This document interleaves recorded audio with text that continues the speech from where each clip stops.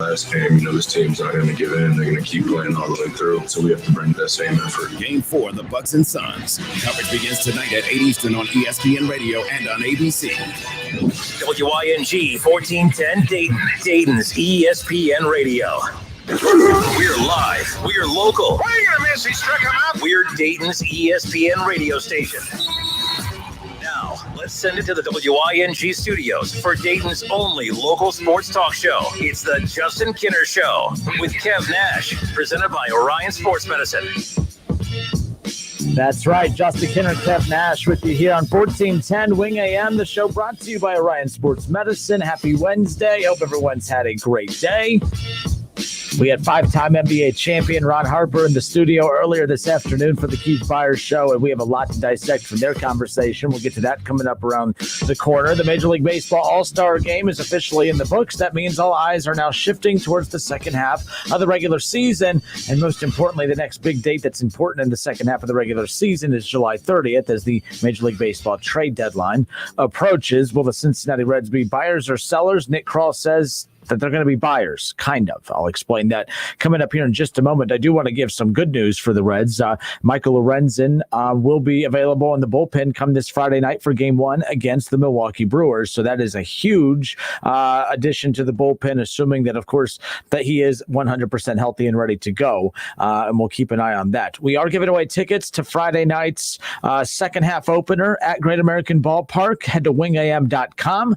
for the Reds Family 4-pack giveaway presented by Lee's Famous Recipe Chicken. All you have to do is register at wingam.com. The only thing it costs you is a few moments of your time. So take advantage of the bonus entries as well, because the more the bonus entries that you participate in, the more it increases your chances of potentially being selected to win the Family 4-pack of Reds tickets. Kev, the last time have you ever been to Great American Ballpark? When was the last time? Yes, the last time I was there, actually. Duh, I've been there with you. Duh.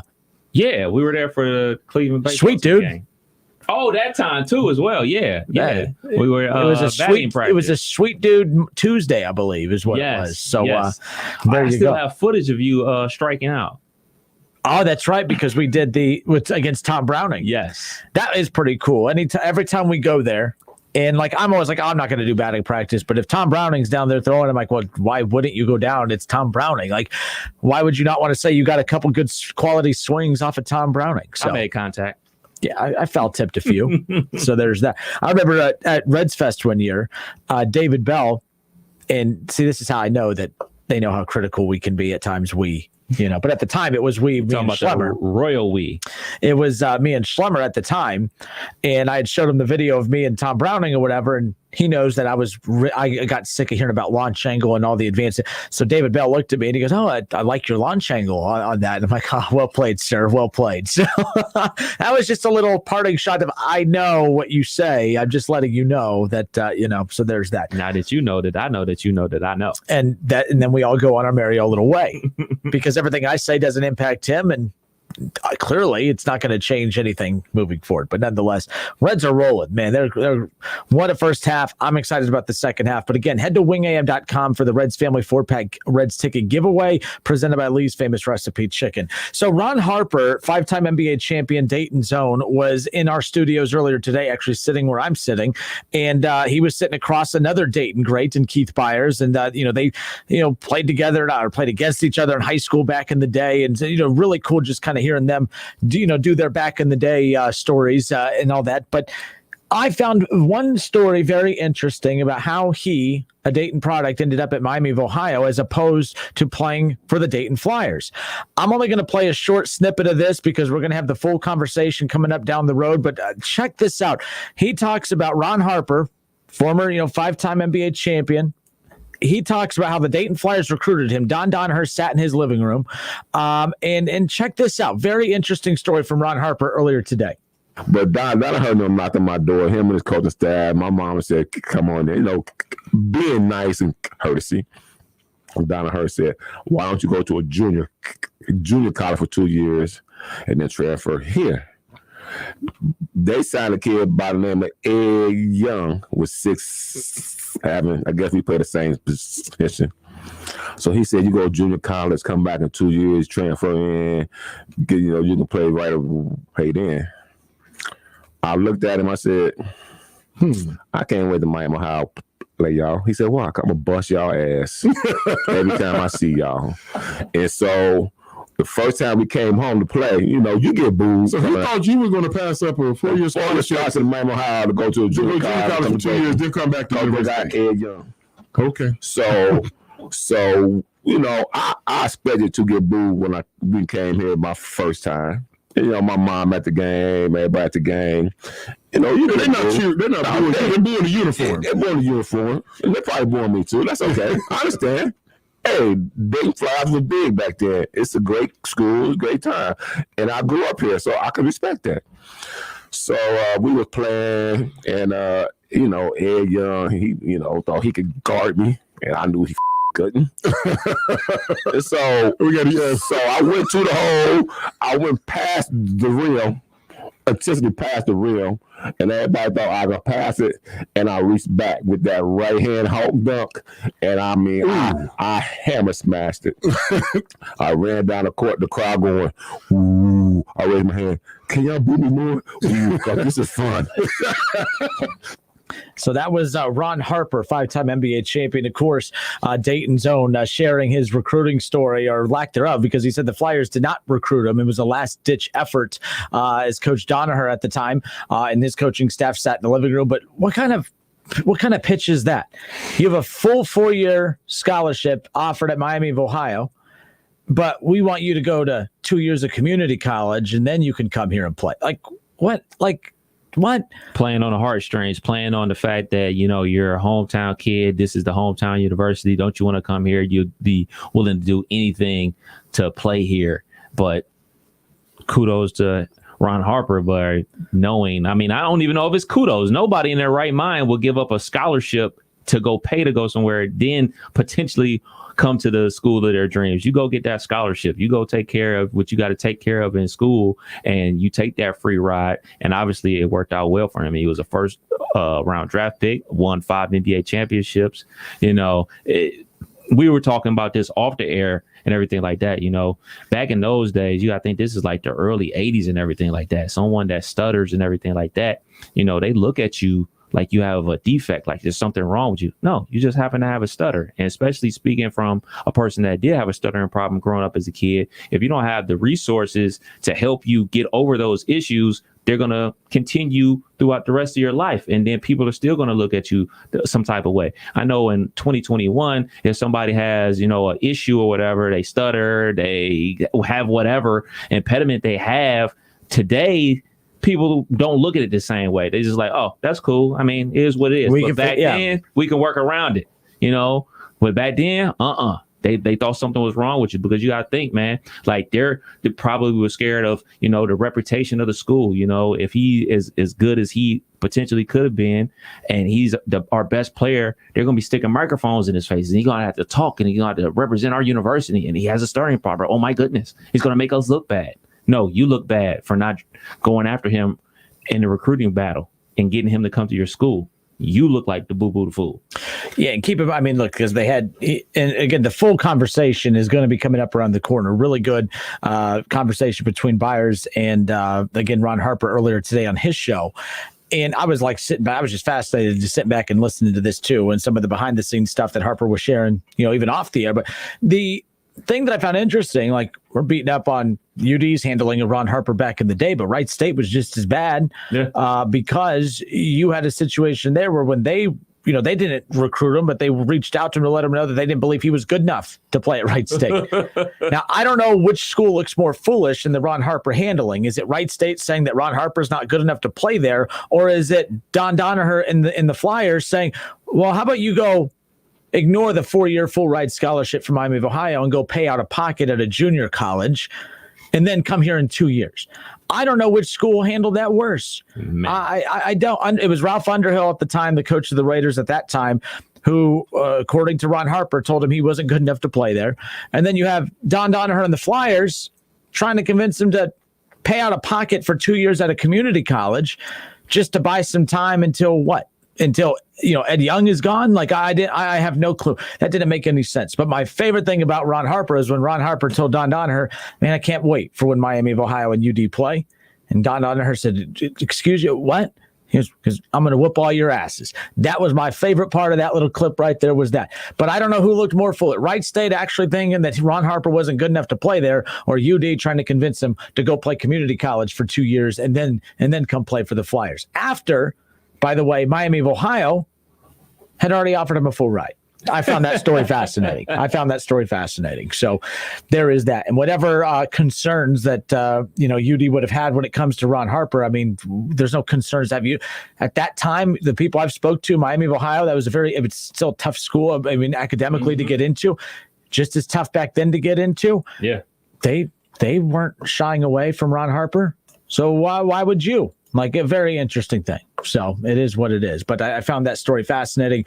There's a lot more where that came from. Ron Harper and Keith Byers, sharing their interactions with Michael Jordan. A lot of really good Michael Jordan stories. I can sign off on their new stories you haven't heard on the documentaries and stuff like that. So really cool stuff. We'll have that coming up. Let me guess. Michael Jordan is a bleep hole. No. He's not? No. I will put everything in my power that Michael Jordan is a jerk. I'll tell a part of this one. I was sitting here just thinking, because we make regular folk money. I think we make below regular folk money here. Yes. But he said, Ron told KB that, I forget, they were out golfing, and he told MJ that he didn't have cash or whatever for that day while they were out golfing because they were out betting or whatever and gambling. He said, whatever, just after we're done golfing, I'll pay you back. And MJ said, yeah, go grab, my bag. It's in the golf cart, whatever. There's some cash in there. He said, there's $20,000 in cash sitting in there.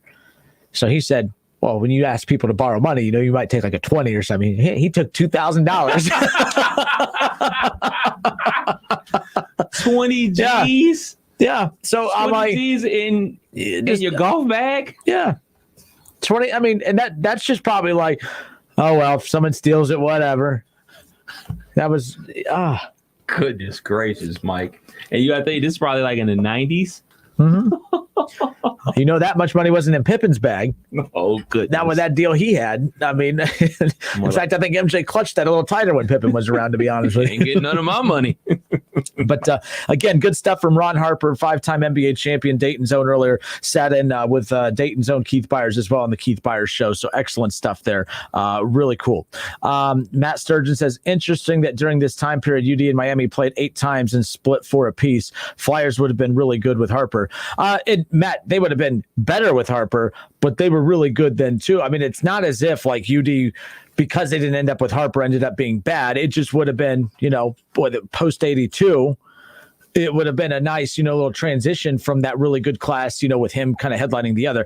I just don't understand the mindset of asking the dude to go play community college for 2 years. And Don Donaher knows what the hell he's doing. Right. I'm not questioning that. I'll never say the dude didn't know what he was doing. I love Don Donaher, but I do have to question that logic of why would you look at a Ron Harper and tell him, why don't you go play 2 years at a community college? I know you have a full ride offer from Miami of Ohio. Right. Go play 2 years of community. No. But like, which one's dumber? Is it you, in all honesty, is it UD telling him to go play 2 years of community college, or is it Wright State actually thinking that they're in position to say, oh, you're not good enough to play for us? So you had Ralph Underhill, Raiders coach at the time, telling Ron Harper, you're not good enough to play for us. And you have Don Donaher telling him, why don't you go play 2 years at community college instead of accepting your full ride scholarship at Miami of Ohio? Which school looked more foolish in that situation? Wright State. I have to kind of agree. Saying, like, you're not even good enough to play here. Like, that's crazy. And obviously, you and I are playing the results. We see the results. We see Ron Harper made it to the NBA. We see Ron Harper start with the Cleveland Cavaliers before he had the knee injury. So we saw Ron Harper start with the Clippers, and we saw him win championships with the Bulls and the Lakers. So we're playing the after fact. Neither one of us saw Ron Harper playing high school. But from every account that I ever hear, Ron Harper was the truth in high school. From everything that I've seen highlight-wise of his college days, he was the truth then. He was the truth when he was playing with the Cavs. He was the truth when he was playing with the Clippers. More of a role player with the Bulls and everything like that, but that's fine. More of a role player with the Lakers, that's fine. Helped them get some championships. So I would imagine that he was the truth in high school as well. Yeah, so Shaw, doesn't happen often, but he brings up a good point. He says, in a way, Dayton and Wright State were basically telling Ron Harper the same thing. UD was just offering a chance 2 years down the road. But why 2 years? I don't know. I feel like that was just a foolish. Why is he good enough to play for you 2 years from now, but not good enough to play for you now? And we talked about the speech impediment too. If that was a concern of theirs, that speech impediment would exist 2 years from now. So why would it be a problem now and not then? So who knows what the exact reason is? There's lots of rumblings around as why that was there, but it was foolish on both sides. I mean, yes, Wright State. It sounds more foolish on them because it's Wright State. Right. And when you're talking about Wright State versus UD, if UD would have told him that, we would still scoff at them and say, that was a really dumb comment. But at least it's UD because it's Wright State saying, Ron Harper, you're not good enough to play for us. That's it is what it is. But I think both are pretty foolish. But nonetheless, it's just a cool story. And Ron did say at the end he wasn't bashing UD. He said all love for the Flyers. He's really good friends with Anthony Grant. In fact, he said he worked with Obi Toppin. He's a huge fan of his. We were chatting off the air about that potential trade that the Knicks and Cavs were discussing, and and I love this too. Whenever I have a take that I think someone like Ron Harper is going to agree with, he didn't agree with it at all. I said, I think that the Cavs, the Cavs, if they trade Colin Sexton to the Knicks to get Obi Toppin, I don't think that's a fair trade at all. I think that the Knicks definitely win on that. And I think that the Cavs around here, it sounds like, that's a hell of a trade. But outside of this area, I don't think anyone's looking at the Cavs as winning that trade. But Ron Harper disagreed. He said, no. He said, right now you're getting an opportunity and a chance to grow Obi Toppin to where Colin Sexton, clearly there's enough flaws there, even with all his there's as great as he is, good as he is, there's clearly something not there that is big enough for them to say, yeah, we can risk moving on from him.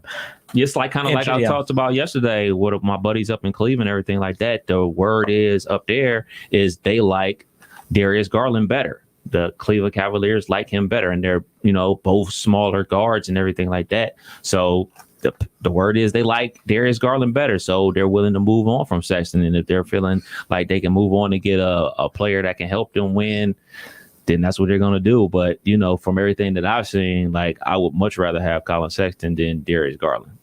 All right. It's the Justin Kinner Show with Kev Nash, presented by Orion Sports Medicine. One more time, if you missed the Ron Harper conversation with Keith Byers, that's going to be up on our YouTube page. Search ESPN Dayton on YouTube. Like and subscribe. Follow us there, where you can watch the show every week. Mondays, it's usually every Monday from noon to 1. During the summer, it's been pretty much every Wednesday just due to scheduling conflicts for him. But again, all shows are then archived on YouTube. And you can watch Ron Harper as he was live in studio earlier today. So go and check that out. We will also have the full conversation for you coming up later on in the Justin Kinner Show with Kev Nash. We'll step away for a few minutes. On the other side, we'll dive into a little over-under, a huge injury in the National Basketball Association that does not involve the NBA Finals whatsoever. Plus, Team USA got a big win last night, and it's crickets across the board. No one has anything to say.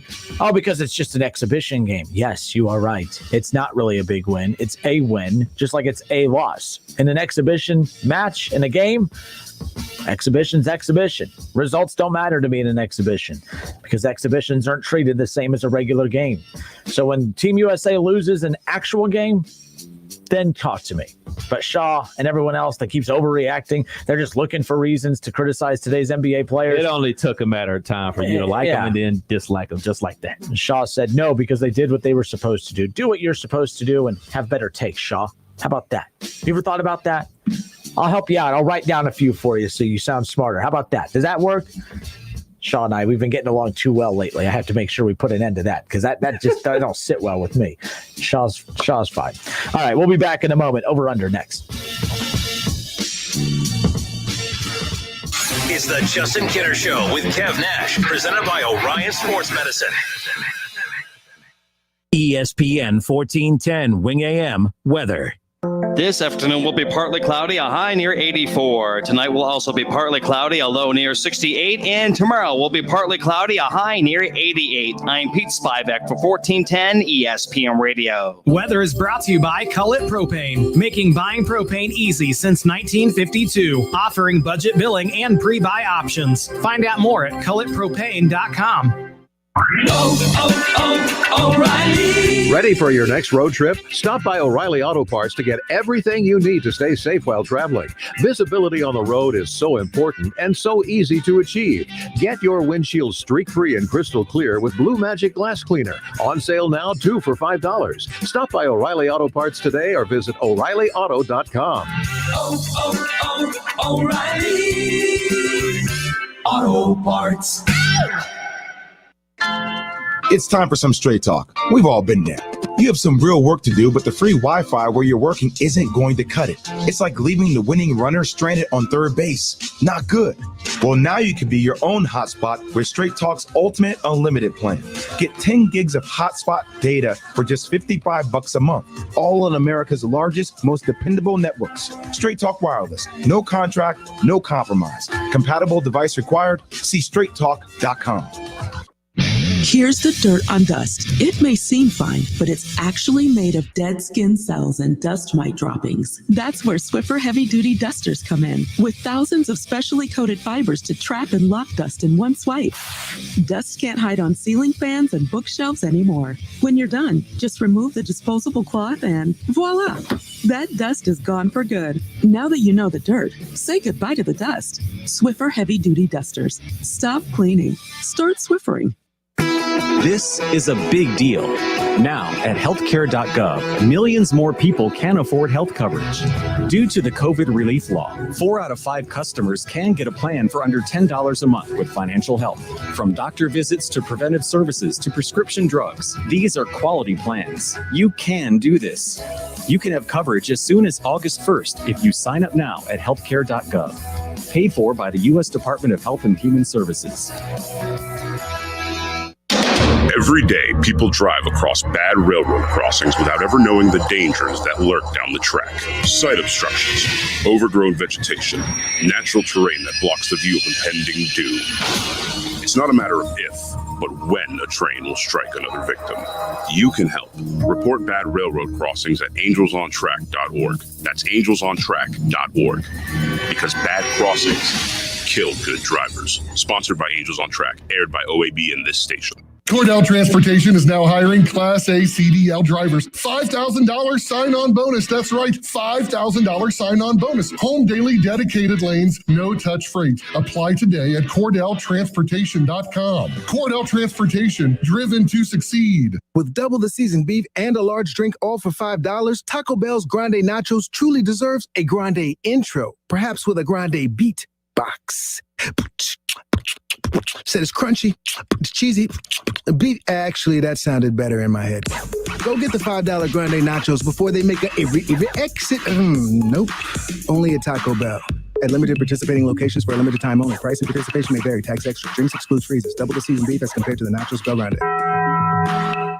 Today on Hey Culligan, soft water, cleaner environment. What do you say, Greg? Hey Culligan, are you saying if I have a Culligan high-efficiency water softener, I'm also helping the environment? It sounds like you're saying it, Greg, and yes, you are, because with the Culligan high-efficiency water softener, you'll use less detergent, soap, and harsh chemicals, and that's good for the planet. Now you're saying it. You bet I am, Greg. Soft water and a cleaner environment is already on the way. Let us help you out with a free in-home water test from a local Culligan water expert at Culligan.com.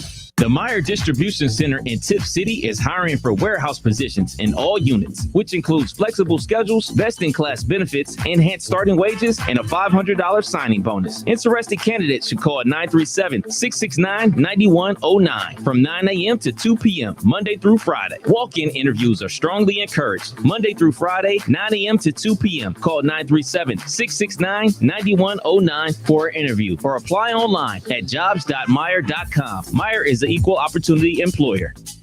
Hi, this is Eddie Sorrell, Service Manager, Germain Honda of Beaver Creek. When you need service, we're here Tuesday, Wednesday, and Thursdays from 6 to 8 and Saturdays from 7 to 5. We proudly offer a state-of-the-art facility with factory-trained technicians, clean waiting room, and service department. Loaner cars are available during service and free alignment checks with any service. Be sure to stop in and ask for our $39.95 oil change special. Germain Honda of Beaver Creek, State Route 35, east of 675, between Xenia and Beaver Creek. Trade pros. Ferguson is committed to making business with us the easiest part of your day. Ferguson.com is designed to help run your business from the office to the job site by making your day-to-day activities easier with 24/7 account access, unmatched online inventory, and on-the-go account management. And with our Pro Plus customer loyalty program, you can earn points with every online purchase, redeemable for merchandise, event tickets, trips, and more. Sign up today at Ferguson.com. Get in zone, AutoZone. Welcome to AutoZone. What are you working on today? So you've got an oil change coming up? We'll help you find everything you need. Right now, you can get 5 quarts of Valvoline Max Life high mileage motor oil and an STP oil filter for just $28.99. And if you're an AutoZone Rewards member, you'll also get a $5 bonus reward. Get what you need fast and get the job done easier. Get in zone, AutoZone. Start your job today at AutoZone.com. Restrictions apply. Don't wait to get a new job. Express Employment Professionals is hiring for more than 35,000 jobs. Find your local Express office at expresspros.com or on the Express Jobs app. The Reds are on the radio. Every hit, every strikeout, every Reds victory. You can catch all of the action all season long right here on Dayton's home of the Reds, 1410 ESPN Radio. Whether you're at home, at work, or in your car, tune in to ESPN 1410 Wing AM or stream us live at wingam.com.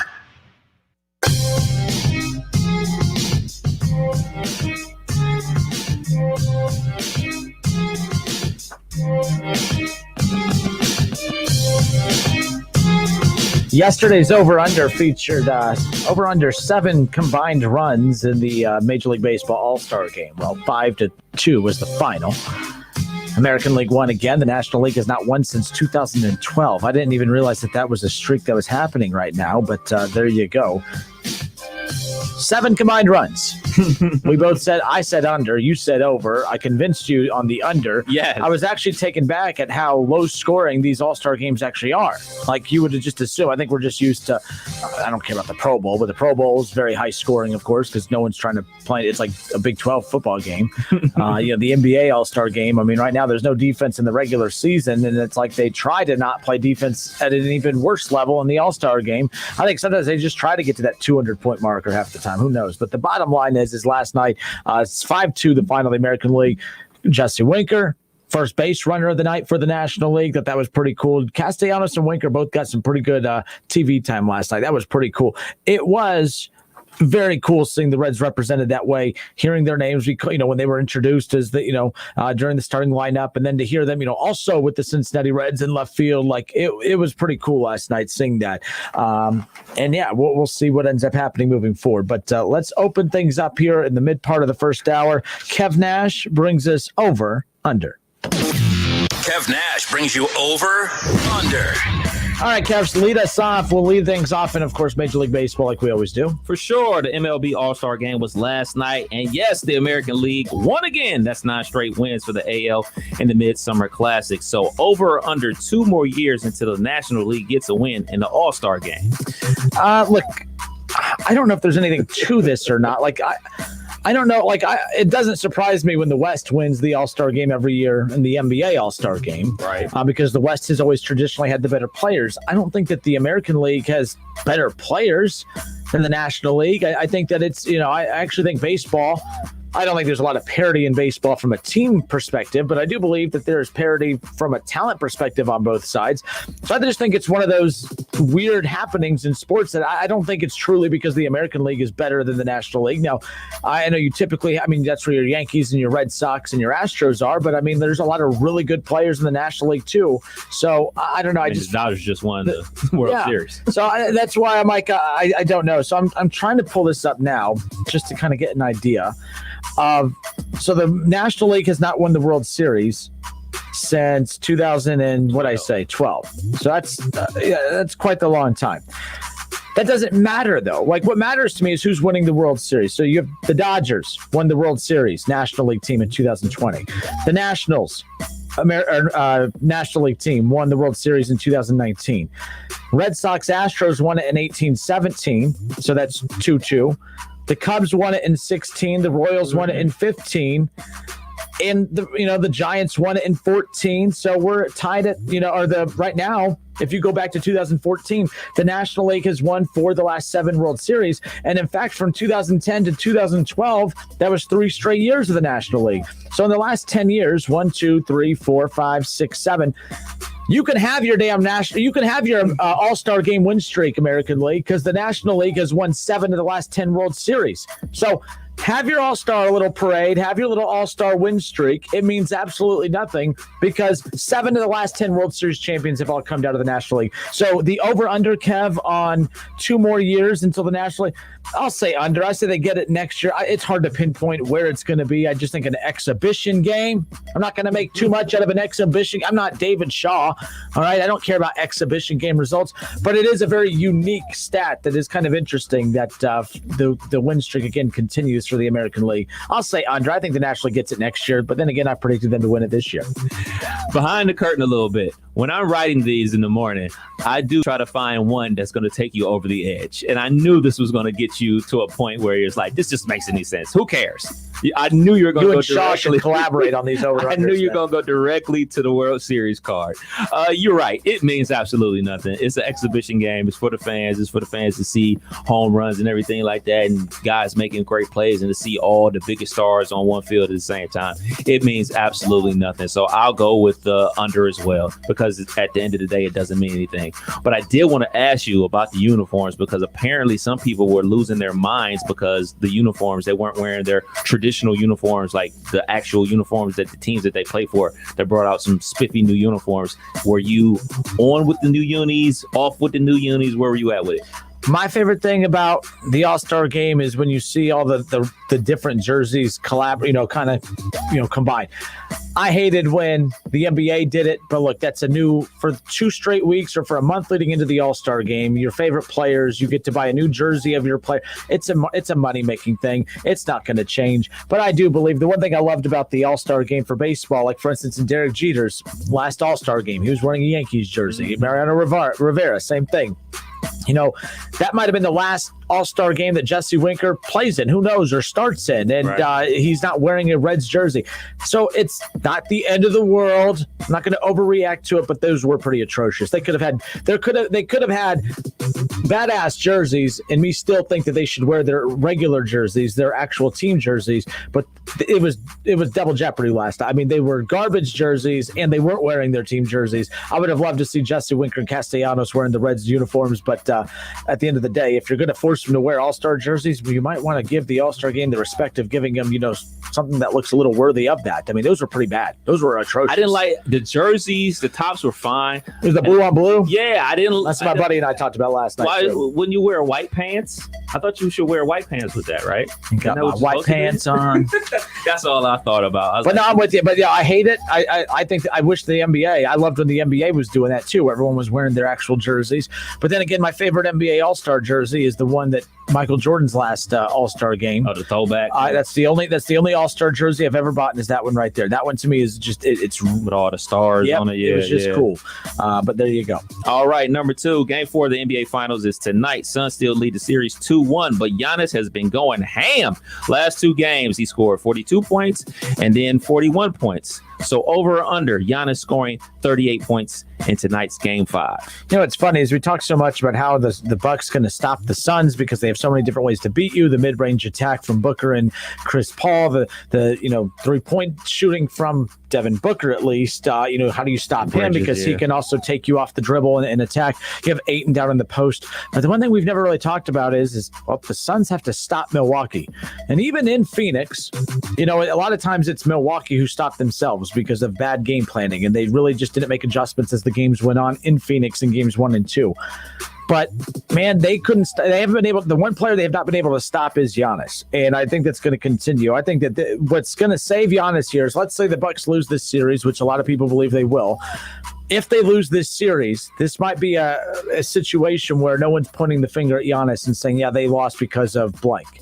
It was easy to, it's something, LeBron, a lot of times, more times than not, will have that one off night in an NBA Finals series where everyone points at that one bad night that he had, despite the fact that he always almost averages a triple-double in the NBA Finals, but they'll find that one bad game that he played and they'll live off of that. Giannis hasn't provided that, and I think he's going to continue. The Suns can't stop him. DeAndre Ayton's a very, very good young post player, but he can't stop Giannis because Giannis has found out, okay, Ayton's a pretty good, post defender when you're lined up on the block. But what he can't do is when Giannis catches it at the elbow and then he gets one or two power dribbles, then he can kind of, read which way the defense is leaning on him. He could spin right, spin left. That's where Ayton's had a hard time defending Giannis. But if Giannis posted up and they gave it to him in the post, Ayton's not too bad there. Right. But he has that first, second step of Giannis, it literally, Ayton can't close out on it to save his life. So I think it's going to be another big night for Giannis. I think he's going to continue to have big nights. I actually said this. I think they win Game 4. They win Game 5, and then it's going to be real interesting to see what happens in Game 6. So I see this going 7. I like Milwaukee, but I feel like I'm doing what everyone does. Every time, the result of one game is always what we jump on. Mm-hmm. After Games 1 and 2, the Bucks don't have a chance. The Bucks win Game 3. Oh man, they're going to go up 5. They're going to go up 3-2 and force a Game 7. So I'm going that route though. I really like Giannis. I like the Bucks in Game 4. So I think he's going to have another big outing. So I'm going to take the over on the 38 points for Giannis in tonight's Game 5. I'm going with the over as well. I think Giannis is going to be somewhere in the 45-point range tonight, and I think tonight is going to be the game of the NBA Finals. I think we're going to get one of those nail biters all the way down to the end. I do think the Suns are going to win this game though, and I think the Suns are going to close it out in 5. If the Suns win this game, they'll win in 5. But if they don't, it's going 7. And if it goes 7, you always put your money on the best player. And the best player is Giannis. So if I'm the Suns, man, you got to put all your eggs into the basket of tonight's game. You got to win this game because you can get that game at home, Game 5, and close up shop. You don't want this dude to just figure out hey, man, well, I think he's already figured out that they can't guard him when he's going to the rim. But he's on a tear, man, and he's shooting somewhere around 68%. High percentage. Look, and he stopped settling for them long. You know, and they're trying to goad him into it, but he's not shooting it. I know he shot 5 on in Game 3 and everything like that, but for the most part, he's in the paint, and once he's in the paint, once he has 2 feet in the paint, it's either one of those weird jump hooks off the glass or he's gonna dunk it. And he's a problem down there in the paint. It's like you said, with DeAndre Ayton actually guarding him, not only is he scoring, but he's getting past him and getting him in foul trouble. Ayton had 3 fouls in the first half. When DeAndre Ayton isn't on the floor, they have nobody that can deal with him. He can't even deal with him. So I know I'm a big Frank the Tank guy, but come on, man. Frank is going to get embarrassed. Frank is going to get posterized tonight if he plays more than 10 minutes. The one thing I love about Giannis, too, is that you talked about how they're kind of baiting him into taking that 3, and he won't. My favorite line that I heard, Alex Rodriguez, a lot of people don't really care for him as a broadcaster, but in the playoffs last year during the Reds-Braves series in the playoffs, he had a line that I absolutely loved, is that teams would rather lose trying to play today's game versus win playing the old school way. Mm-hmm. What I love about basketball is they don't do that. There is a new school way of playing basketball. The 3 has dominated the game. But what I do love is that when guys are able to kind of pick up on what their strengths and weaknesses are and not force it. If this was baseball, Giannis would be jacking up them 3s every single night. It wouldn't stop because, the percentage shows the teams that shoot 3s are the teams that win. Well, the teams that shoot 3s are the teams that can shoot 3s. Right. So that's what I love about what Giannis is doing, is saying, well, I know that everyone else is shooting 3s, but that's not my game, so I got to play my game. I got to make the defense. That's the thing that drives me nuts in baseball is, well, I'm not a power hitter, but the numbers show that I have to keep swinging for the fences because the numbers show that the more you swing for the fences, the more home runs we hit, which is a duh comment, but it drives me nuts. Baseball is the same from top to bottom. You watch one team play, you watch them all play. Just some teams are better at playing today's game than others, and the bad teams still try to play today's game as opposed to trying to play in a way that's going to give them a chance to win. That's what drives me nuts about the Reds more times than not. But I made a deal with everyone. I'm not going to criticize David Bell's way of managing as long as they're winning. They're winning. So, and I've said that from the beginning. Manage how you want. Because as long as you're winning, that's all that matters. But what I will not put up with is managing to today's game and losing managing today's game. So what Giannis is doing in the NBA is saying, you know what? I know everyone else is shooting threes. That's not who I am. I'm going to play my game. And Phoenix has yet to find a way to stop him. And until they do, Milwaukee will have a fighter's chance every single night. Phoenix is still the better team, but you said it. When in these crunch time situations or in these tight series like this, it's easier to kind of go in the direction who has the better player. I'm just going with the Bucks over the next two. Brian McCoy, real quick, go back to the baseball thing. Ann Anderson, about the jerseys, Kev? Yeah. She said it took her a while, but she really liked the uniforms. Certainly something different. I was so disappointed in Peyton's first pitch. So sad. So that was, but the jerseys, again, it grew on people. I think the uniform top to bottom is what made it tough to watch. Yeah. But the jerseys themselves, Contract. I guess, aren't terrible, but I just didn't think it was necessary. Brian McCoy on Facebook says, how cool was it to see MLB honor Hank Aaron in Denver instead of Atlanta? How sad is it that MLB had to play the politic card and cost the Aaron family to respect they deserve in the Atlanta City $75 million in revenue? That would have been a much more special presentation for Hank Aaron in Atlanta, right? Like, where he made his name. But look, last night was still... I don't want to talk about anything negative about the All-Star game, Brian, because for the first time in a long time, we're talking baseball in a positive. If the worst we're talking about is jerseys, I think baseball is doing pretty good right now. I think it was a pretty good game last night, a very entertaining weekend. A lot of young, fresh stars on display. Trout and them, you had your shot. You're still going to be good statistically. You're not the face of baseball. These new young guys. I didn't realize, not Tatis, but what's his name? He's only 22 years old. Guerrero? Yeah. Only 22 years old, youngest player to ever hit a home run in an All-Star game. So you have the Guerreros, you have the Griffeys, and the Bonzes. Those are the only two father-son combos to hit home runs in an All-Star game. I thought that was a pretty cool stat from last night. Oh, man, he had the MVP award last night, and you're right, man. He's super young, so, he has a big contract ahead of him very, very soon. But, fun fact about Henry Aaron, he hit more home runs in Milwaukee than he did in Atlanta as a Brave. Just a little FYI. Kevin? Just a little FYI. Kevin? Just a FYI. Just making sure everybody knows. Come on now. Just making sure everybody knows. NBA, more NBA. Kawhi Leonard underwent successful knee surgery yesterday to repair a partially torn ACL, the Clippers announced. So, over or under, Kawhi Leonard playing 41 games next NBA season. This is why I'm so sick of the load management. If you're going to get hurt, you're going to get hurt. Because I thought this wasn't supposed to happen. Your load was managed, right? Like you were given off nights. You took off days in practice. This isn't, but no, look, I don't want to make light of someone's injury. This is unfortunate. It was unfortunate what happened to Kevin Durant.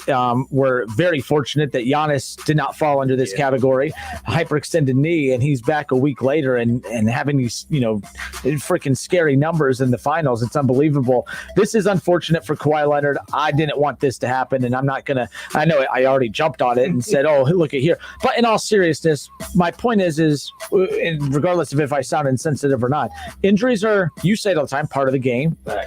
And I think if you spend more time trying to prevent them from happening, you're only, I just think that you can't avoid them. Injuries are going to happen if they're going to happen. If you're going to go down, you might as well go down swinging. And I just feel like he didn't get a chance to go down swinging. So this is significant. I read earlier, and again, the reports could have changed. I haven't followed up on this storyline, Kev. Last I heard was he could potentially be out for all of next year. Ooh-wee. So if you're saying over under Kawhi playing in 41 games next season, I'm going to take the under, mainly because even if he's capable of playing next year, he's looking for that next big contract. There's a reason he only did the 3-year deal with the Clippers. I think he's going to want to play it safe. He doesn't want to play on half a leg next year and then have half the stats and then ruin his chances of making a bigger money on the next contract. I'm going to say under. I don't see him playing a game next year. Things were already they were already brewing awkwardly in the Clippers. If you want another over-under one more game with him with the Clippers, I'm going to say under on that too. There was already reports that he was blaming the Clippers medical staff for the handling of this current injury, and now he could potentially have a season-ending injury before we even end this season. So I think he's played his last game in Los Angeles as a Clipper, and I don't think he plays a game next season. Even if he's semi-healthy enough to play at some point, I think he'll shut it down for an entire year to make sure he's 100% healthy to go for those big numbers, to go for that one last big contract after the one he just got with the Clippers. So I'll say under. I think Kawhi's situation is a tad bit different. It's already been proven that he has a chronic knee issue, and that's why it needs to be managed and everything like that. As far as his over under, I'm going to go with the under as well. And I'll do you one better. I'm going to say he picks up his player option with the Clippers. I say he picks it up this season, plays about 30 games, and, gives it his all during the playoffs, and then becomes a free agent next summer. And look, I hope bottom line is I'm not a big Kawhi guy, but I like when he's out there, if that makes sense. You like when the best dudes are playing basketball. Yeah. Like, I didn't like that the Suns, like, I kind of wanted to, for one, I was pulling for the Clippers because of Luke Kennard. I wanted to, how cool would that been to be watching the finals now, rooting for, we just had two of Dayton's greatest sitting in the studio earlier today. We saw, Ron Harper in how many NBA finals, won 5 NBA championships, KB, 13 years in the NFL, played in the Super Bowl, nearly won a Heisman. Two of Dayton's greatest sitting in our studio earlier today. And Luke Kennard's part of that next wave of great Dayton guys. So I'm, of course, he was Franklin, but you see the point. Bottom line is at the end of the day, it would have been cool to see the Clippers fully healthy. It would have been cool to see the Lakers fully healthy at the end of the day. I just want him out there. I just don't see it. I think that he's terrified of getting hurt. A lot of the athletes are today. They're doing more to prevent, they're doing more to try to not get hurt while being hurt. And it's tough to follow and support sometimes. That's all. So we shall see. I'm going to take the under. Up next. Okay, yeah. The Reds are playing good baseball. The second half of the MLB season is about to kick off. How do you say that? Don't worry. I caught myself saying the second half of the season about to get underway. There you go. Second half of the MLB season getting underway tomorrow. High school football kicking off at the end of August. NFL training camp starting up in 10 days. And, of course, we got college football kicking off in September. So, over or under 7 vacation days for Kenner taken in the month of August. Once the fall gets here, Kenner don't take, well, that's not true. September, I do have a week off. We're going back to Pensacola again, trying to chase another hurricane this year. But I have one vacation planned in September. I don't do anything during the summer. We always go with, our best friends. We always go in September to Pensacola. That's what, our little thing is now.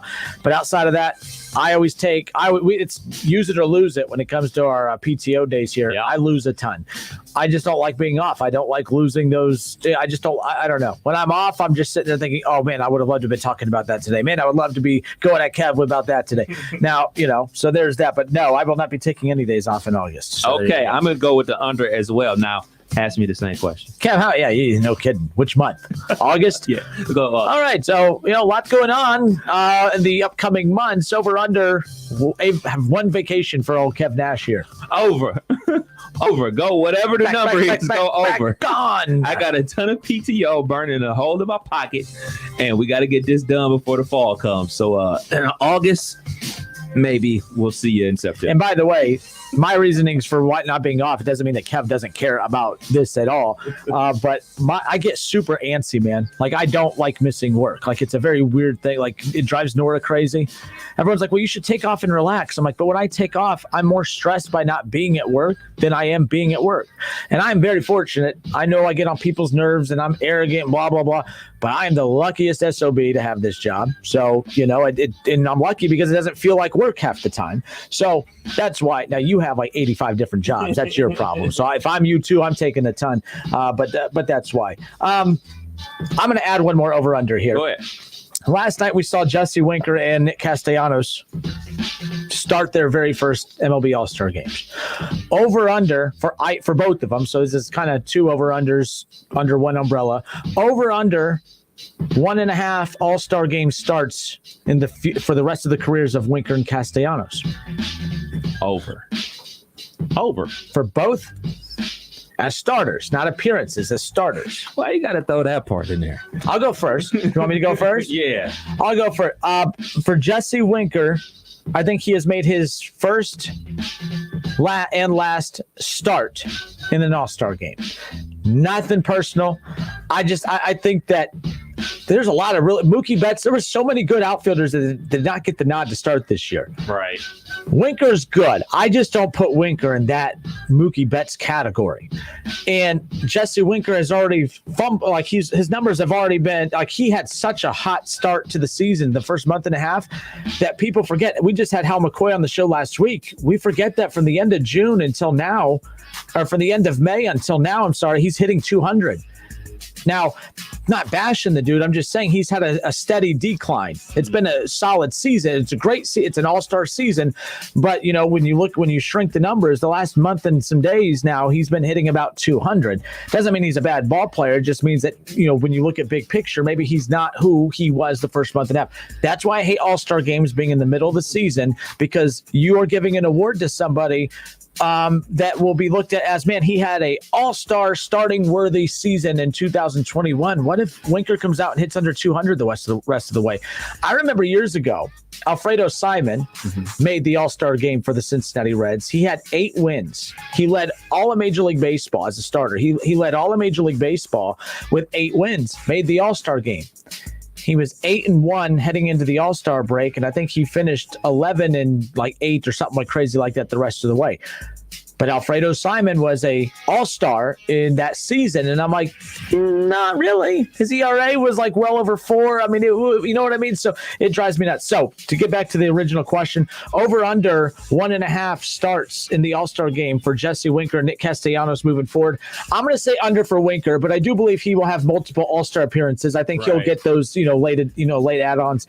Castellanos, I'll say over. I'll say 2. Because that dude's been legitimate. Like, he was a good hitter before he got here, and he's only got better. He's 27 years old or what have you, or 29. And I think he's getting now into that prime of his career. I think we saw it last year. We've seen it this year. By the way, he's not slowing down. He gets better. When the lights get brighter, he gets better. So I think that's pretty damn cool. The Reds are going to need that in the second half especially.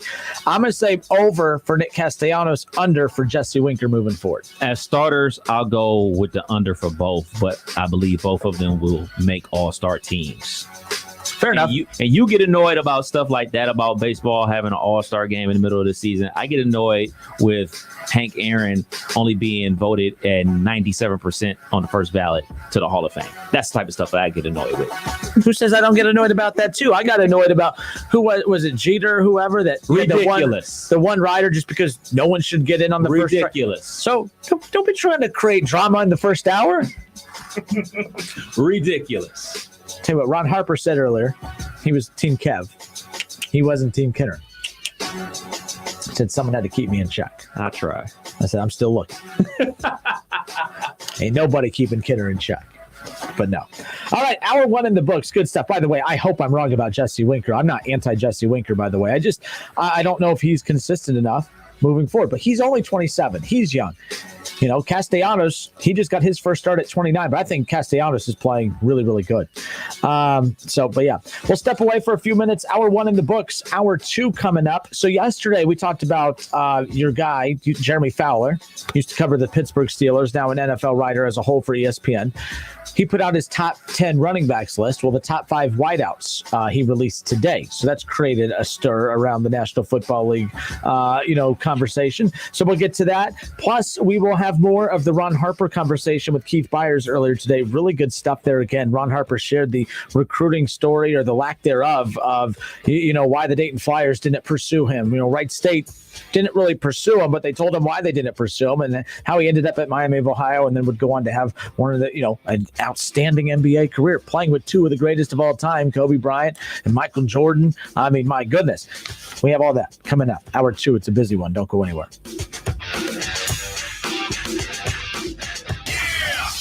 It's the Justin Kinner Show with Kev Nash on 1410 ESPN Radio. When you're ready to buy something, the first thing you do is go online. But buying a home is different. You've got loan applications, pre-approvals, competing offers, the list goes on. That's where a Realtor comes in.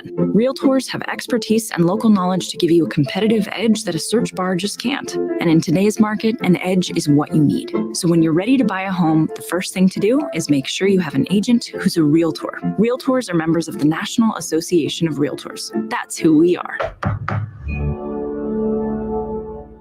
At Napa, when it comes to serving you, our motor never quits. And when it comes to getting you the part you need when you need it, with next day delivery or same day pickup, our motor never quits. And when it comes to making a difference in our local communities by hosting fundraisers and food drives, our motor never quits. And when it comes to telling you our motor never quits, yep, you guessed it. Our motor never quits. That's Napa know-how. Same day pickup and next day delivery available at participating stores and on in-stock items only. Want to hear something amazing? Discover matches all the cash back you earn on your credit card at the end of your first year, automatically, dollar for dollar, with no limit on how much you can earn. Extra cash? Come on, how amazing is that?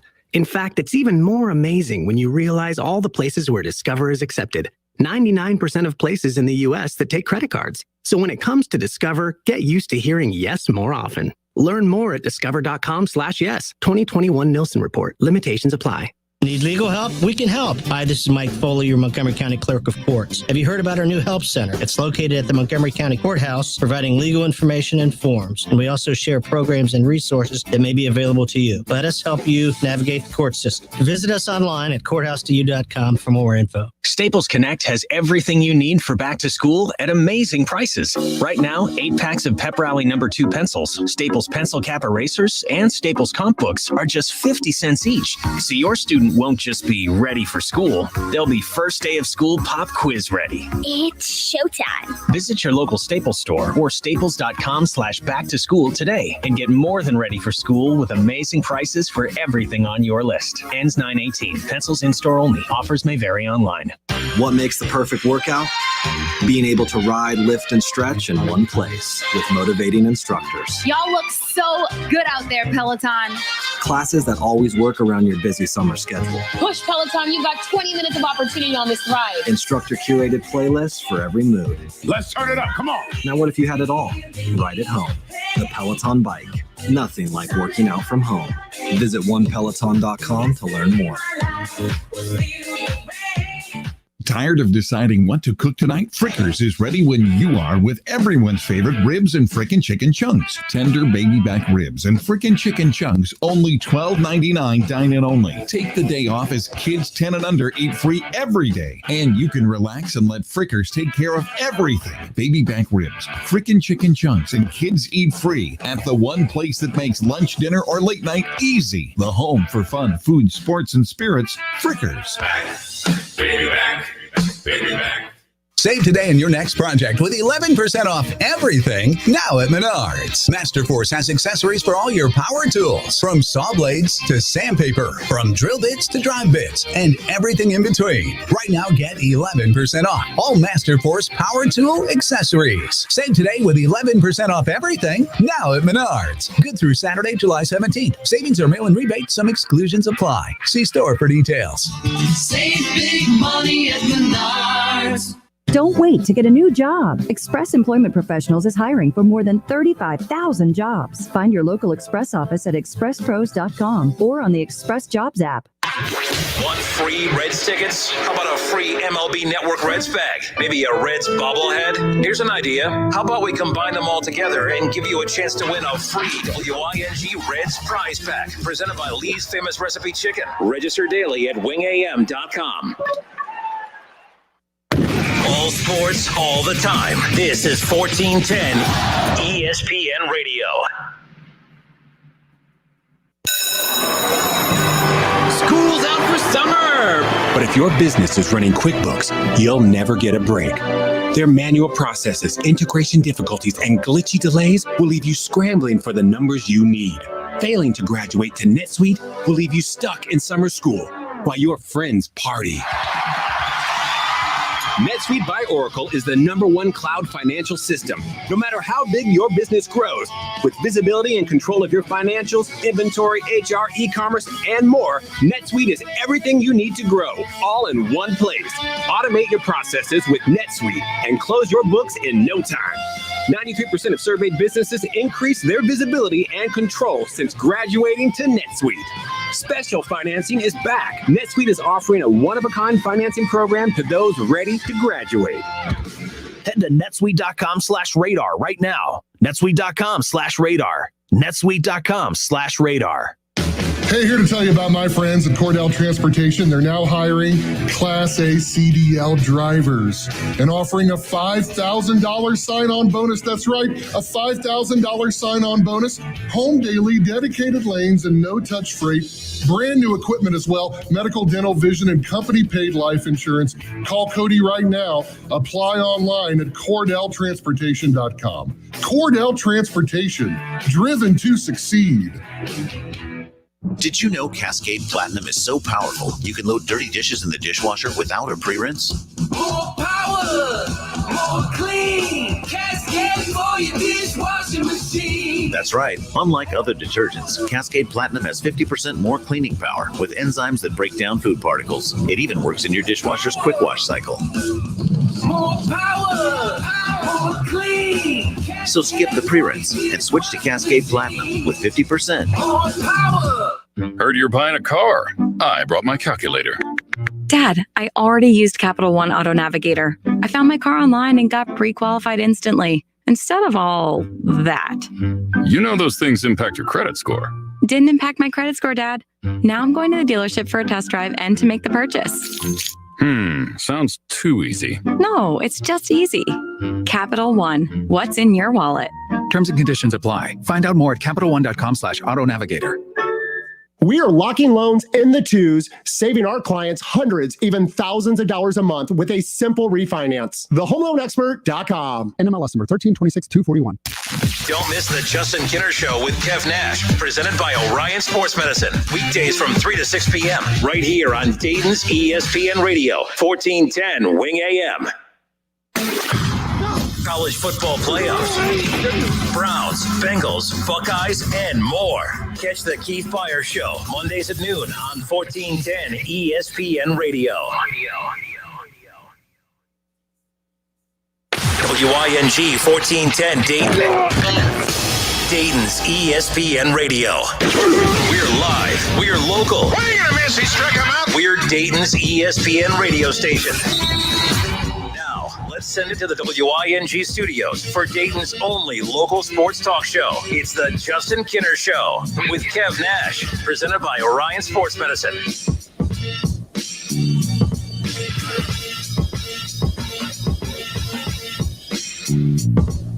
All right, welcome back. The TBT on WING is making its return this summer.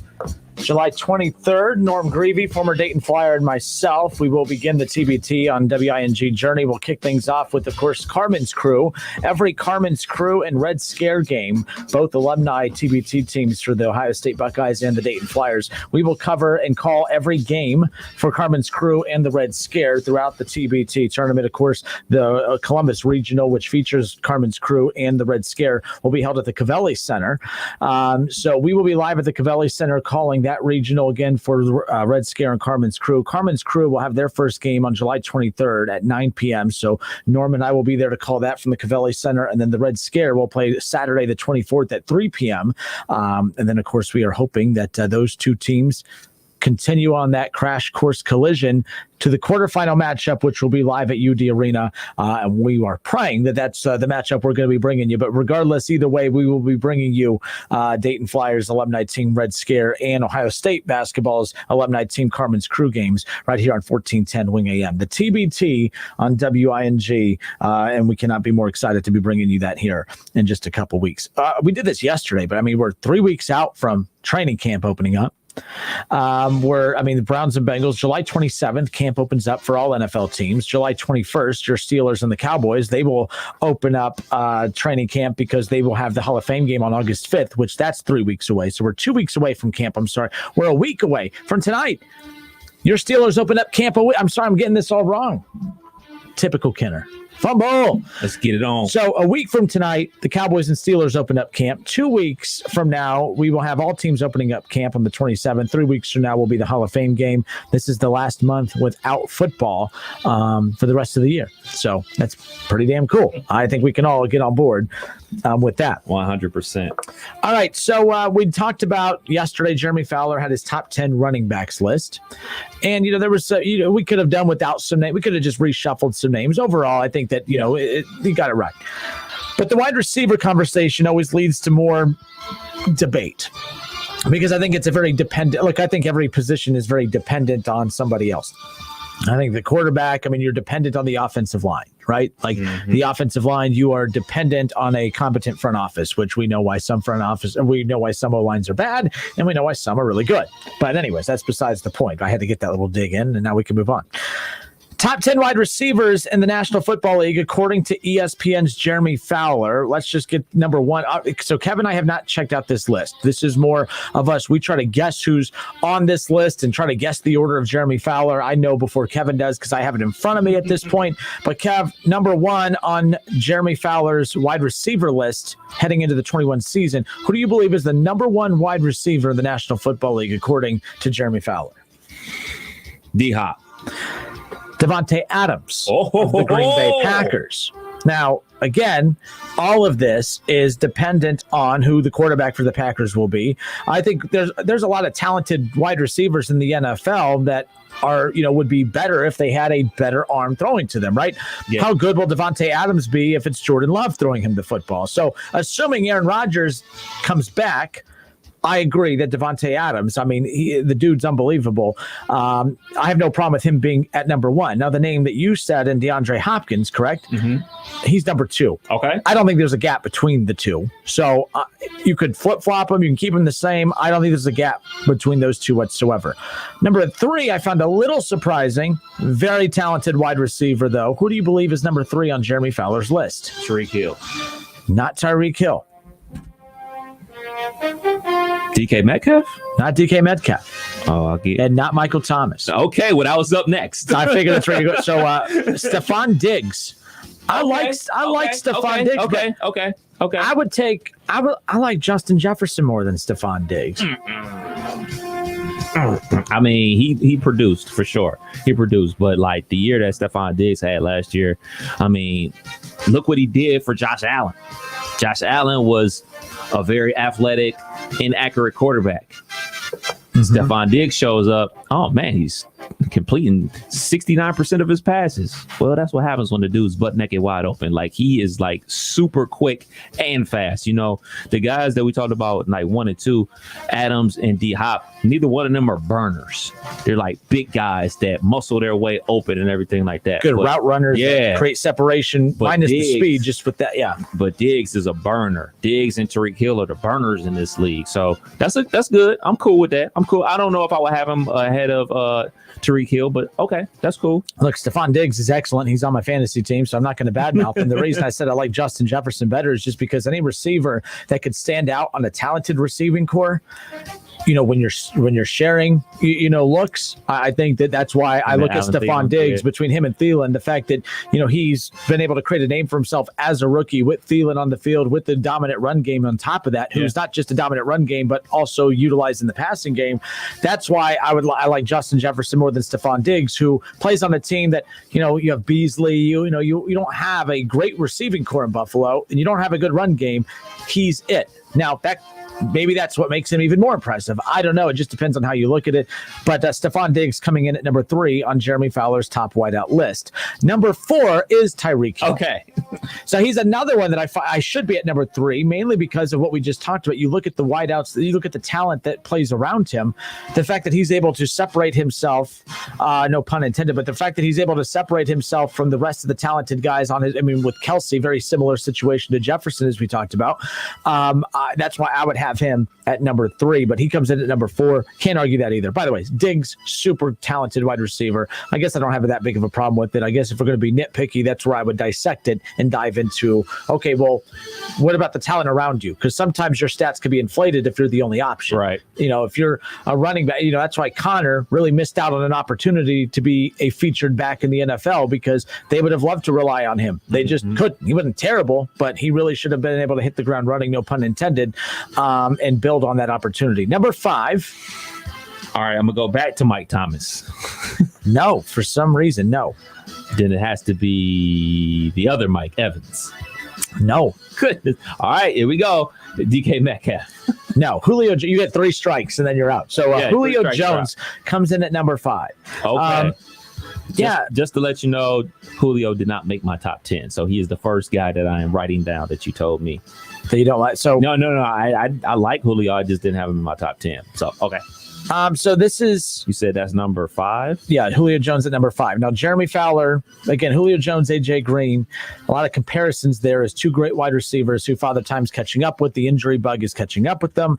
But he says that this is not an A.J. Green situation with the injury. It's just a simple injury. Not every injury means that Father Time has taken its toll on you, and that Julio Jones has, when he is healthy, has showed zero signs of slowing down, to where A.J. Green, before getting injured, remember before the horrible University of Dayton Welcome Stadium. I mean, actually, it's not technically their stadium, but you know what I'm saying? Like, remember before that horrible field? I mean, they were playing. I mean, there was barely any grass out there. It was just such a horrible field conditions, right? Remember they tried blaming Welcome Stadium, but even before he had that huge injury, Kev, his numbers were starting to decline already. So that's what he's trying to say, is that A.J. Green was steadily declining before the injury. Julio Jones had his best statistical season 2 years ago before he went down with that injury last year as well. So he's saying it's not that. I agree with you. I wouldn't have him at number 5. I need to see who's behind him on this list to close out the top 10 before I would decide that. Now, I don't know. I just plus think him going to the Titans too. I just wouldn't put him at number 5. I think he's super talented. Don't get me wrong, but number 5 seems a little bit rich. Number 6, DK Metcalf. Strike 1. Oh my goodness. Mike Thomas. Strike 2. Mike Evans. Strike 3. Keenan Allen. Another strange pick. Again, talent, like, you can't go wrong with any of these guys, but there are guys I would definitely take above Keenan Allen and even Julio Jones. The 3 you just mentioned, I would put all 3 of them ahead of these 2. Okay. Which means they're all way behind. better. I did way better on my running backs, by the way. I thought there were more big name running backs in the league than what there were. I was actually surprised that there's not that many. Like, I always act like you just go pick a running back off a tree, right? Like they just grow on trees, right? Like, no, that's not. It's about 6 to 7 like elite dudes. Yeah. So again, you could rush for 1,000 yards, but as I said, if you rush, and people got mad at me for saying this, like, oh, Kinner tried to say that running for 1,000 yards means nothing. I'm not saying it means nothing, but it's easier to do than you think. If your running back ran for 60 yards 5 straight weeks, you would be saying, oh, we need a new running back. But if you ran for 60 yards every week, you're 1,000-yard back. Right. You just have to average 60 to 65 yards. And now that there's 17 weeks, that's all I'm trying to say. So just keep that in mind. Not downing playing the running back position. I'm just saying, I think that it's running for 1,000 yards is kind of overrated in my opinion. That is no longer the benchmark. Yeah. So, okay. So Keenan Allen comes in at number 6. Not bad. I think that, playing with Justin Herbert definitely elevates that. We know how talented he is. Number 7. All right. I'm going to go away from what I've been picking, and I'm going to go with Justin Jefferson. Strike 1. I'm going to go back to what I was saying. DK Metcalf. Strike 2. Mike Thomas. Strike 3. Mike Evans. Oh, my goodness. Dude, this list is not. I shouldn't have gave Justin Jefferson the love. I like Jeremy Fowler. I don't like this list, though. I'm sorry, but those 3 names, I would take over these 3 guys in front of him. Hell, I'll give my opinion on the thing as a whole in a second. Number 8. DK Metcalf. Strike 1. Oh, my goodness. AJ Brown. Strike 2. This is insane. Mike Thomas. All right. Ding, ding, ding. Finally, a single to right. Michael Thomas comes in at number 8. All right. 9 and 10. Start with 9. DK Metcalf. Has to be. All right. Back-to-back singles for Kev. We got runners on first and second with no outs. And number 10. You're going to strike out here. Oh, my. Am I? Mm-hmm. Oh, goodness. Oh, okay. Since you gave me the hint, I'm just going to go off board. I'm going to go with somebody that's also not on my list. So I'm going to go with Cooper Kupp. Strike 1. Adam Thielen. Strike 2. All right. Out of white receivers. I'm going to go with. Why do they have to be white, Kev? Well, why do you have to make it about race, Kev? I mean, why can't they be black tight ends or wide receivers? So you're out of white receivers. Got that. Noted. Amari Cooper. And strike 3. That's a foul tip. I'll give you one more. You foul tipped it. CD? AJ Brown. You know what? He's on my list for top 10, but since you said I wasn't going to get him, I just forgot all about him. I just figured you would have gone to the AJ Brown's not a top 10 wide receiver, but so Justin, I don't have a problem with him being in the top 10. I do have a problem with Julio being in the top 10 though, for sure. Okay, so here's the problem I have. Justin Jefferson should be a top 10 wide receiver. I will not say Odell. Calvin Ridley is better than Julio Jones right now. Calvin Ridley is better than A.J. Brown right now. Calvin Ridley is better than Keenan Allen right now. Calvin Ridley, not Mike Evans. I would take him over that. Michael Thomas should be up there. Calvin Ridley should be up there. A.J. Metcalf, top 10. Okay, good. But yeah, I have a problem with that. Adam Thielen, I would put in the top 10. So Justin Jefferson, Adam Thielen, and Calvin Ridley, I think, were disrespected in this list. So who you taking out? What three dudes you taking out? So this is why I should have made my top 10 coming in, right? By the way, they have Jarvis Landry on the honorable mention. No. You can do a top 15 receiver list. OBJ and Jarvis don't belong in that list. I do find it odd, though, that we talked about how good the wide receiving cores are in the AFC North. None of those dudes pop up on here, which I'm fine with. But I'm just saying, you know what I mean? But good, being a good wide receiving unit doesn't mean you have to have a number one guy like this. So Justin Jefferson. So if we're looking at the top 5 right now, I mean, we're talking about, Devontae Adams, DeAndre Hopkins, 1 and 2. You can interchange them. I'm fine with that. I would put Tyreek Hill at 3, Michael Thomas at 4, Justin Jefferson 5, Adam Thielen 6, Calvin Ridley 7. Then DK Metcalf 8. And then now you're getting into now you could start sprinkling in those other guys. Who am I missing? Who's on your list? I had Godwin on my list. And see, Godwin's an honorable mention. I think you can interchange. I had Godwin and Evans. I had Evans. Yeah, I had Evans and Godwin on there.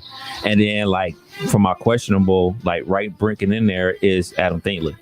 I think he's a real good receiver. He's not just a slot receiver.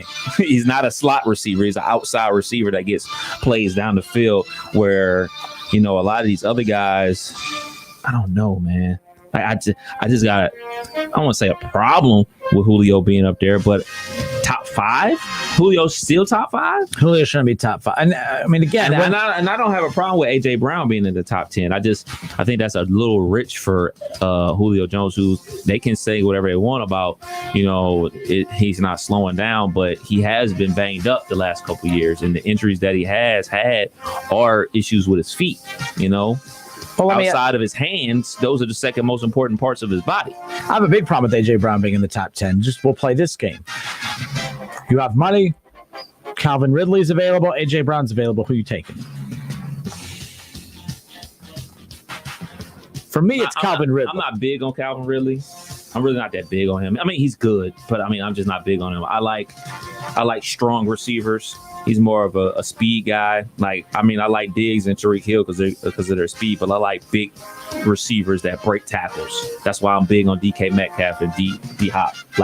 You don't have to be wide open for them to make a play. They make plays on the ball. If they're draped in coverage, they're going to go up there and take the ball. And then there's no telling what they're going to do after they have the ball in their hands. They might take it to the house because they're so strong. So I'm not super big on receivers that really just rely on speed. So I would take Calvin Ridley, OBJ, or A.J. Brown. A.J. Brown. I'm still taking OBJ. But that goes back to what we talked about yesterday with the name thing. Yeah. It sounds weird picking someone over OBJ, but the numbers back A.J. Brown. And I'm probably willing to admit I'm probably wrong for saying I would take OBJ.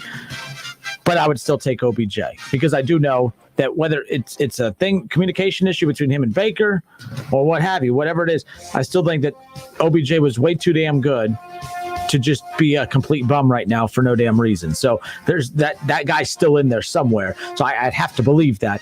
I would be in the minority on that, but I would still take OBJ, Justin Jefferson over A.J. Brown. Now you just like him because he's strong. So I think you've answered that. I do rock with Justin Jefferson. I really like his skill set.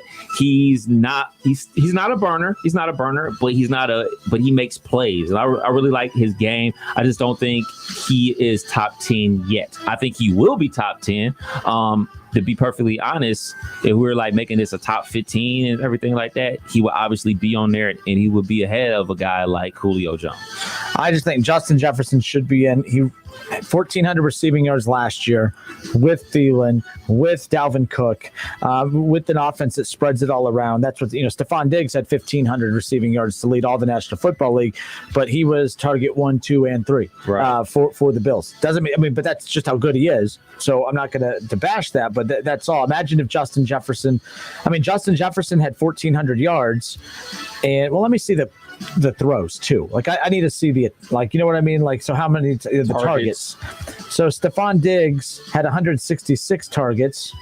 Justin Jefferson had 125 targets. 40 more targets were thrown towards Stephon Diggs, and he only had 135 more receiving yards. But again, doesn't mean he's bad. I'm just saying, like, that's where I'm at when it comes to that. We could dissect this all day. The bottom line is still a lot of really good wide receivers there, and we didn't touch on one wide receiver in the AFC North, and we just got done saying yesterday how talented the wide receivers are in the AFC North, and they are. But there's so much talent at the wide receiver position in the NFL across the board. Any names that we did not mention, like I think by the end of the year, CeeDee Lamb, a healthy Dak Prescott, CeeDee Lamb's going to be in that conversation. Could potentially be Amari Cooper back in that situation. DJ Moore from Carolina. I think he's a good receiver. He's coming there. He's already there, but now they got Sam Darnold playing QB for them, so I would keep an eye on him. Terry McLaurin, former Buckeye, he's been able to produce with, terrible quarterback play with the Washington football team, but he's still producing, you know what I'm saying? So there's a guy, I don't think he's top 10, but there's a guy that we can keep an eye on and everything like that. So those are the type of guys that I like to keep an eye on. All right, good stuff. Again, that was Jeremy Fowler, NFL senior writer for ESPN.com, putting out his top 10 wide receivers. Always fun kind of dissecting those as we sit here in mid-July. It's officially mid-July, folks, July 14th. Now, tomorrow will technically be mid-July, but we're at the midway point of the month. Football around the corner, as I mentioned.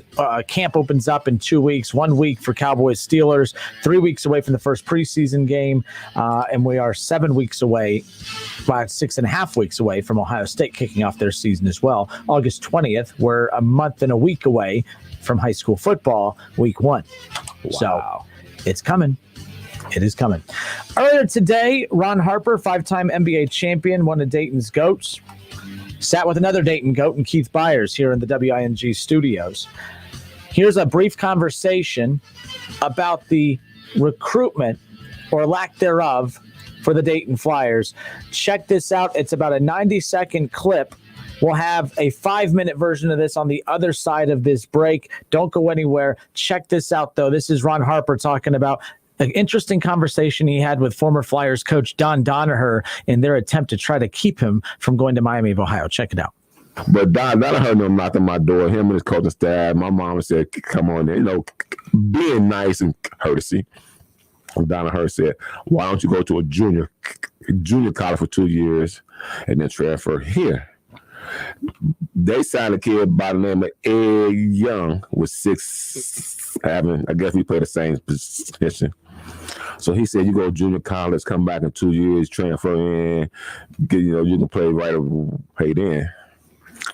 I looked at him, I said, I can't wait to Miami Ohio play y'all. He said, why? I'm gonna bust y'all ass every time I see y'all.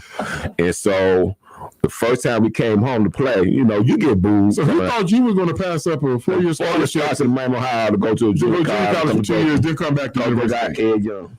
Okay. So I expected to get booed when we came here my first time. My mom at the game, everybody at the game. They're not booing. They're booing the uniform. They're booing the uniform. And they're probably booing me too. That's okay. I understand. Hey, Dayton Flyers was big back then. It's a great school, it's a great time. And I grew up here, so I can respect that. So we were playing, and, Ed Young, he, thought he could guard me, and I knew he couldn't. So I went to the hole, I went past the rim, intentionally passed the rim, and everybody thought I was going to pass it, and I reached back with that right hand Hulk dunk, and I mean, I hammer smashed it. I ran down the court, the crowd going, ooh. I raised my hand. Can y'all boo me more? Ooh, 'cause this is fun. It's the Justin Kinner Show with Kev Nash, presented by Orion Sports Medicine. ESPN 1410 Wing AM weather.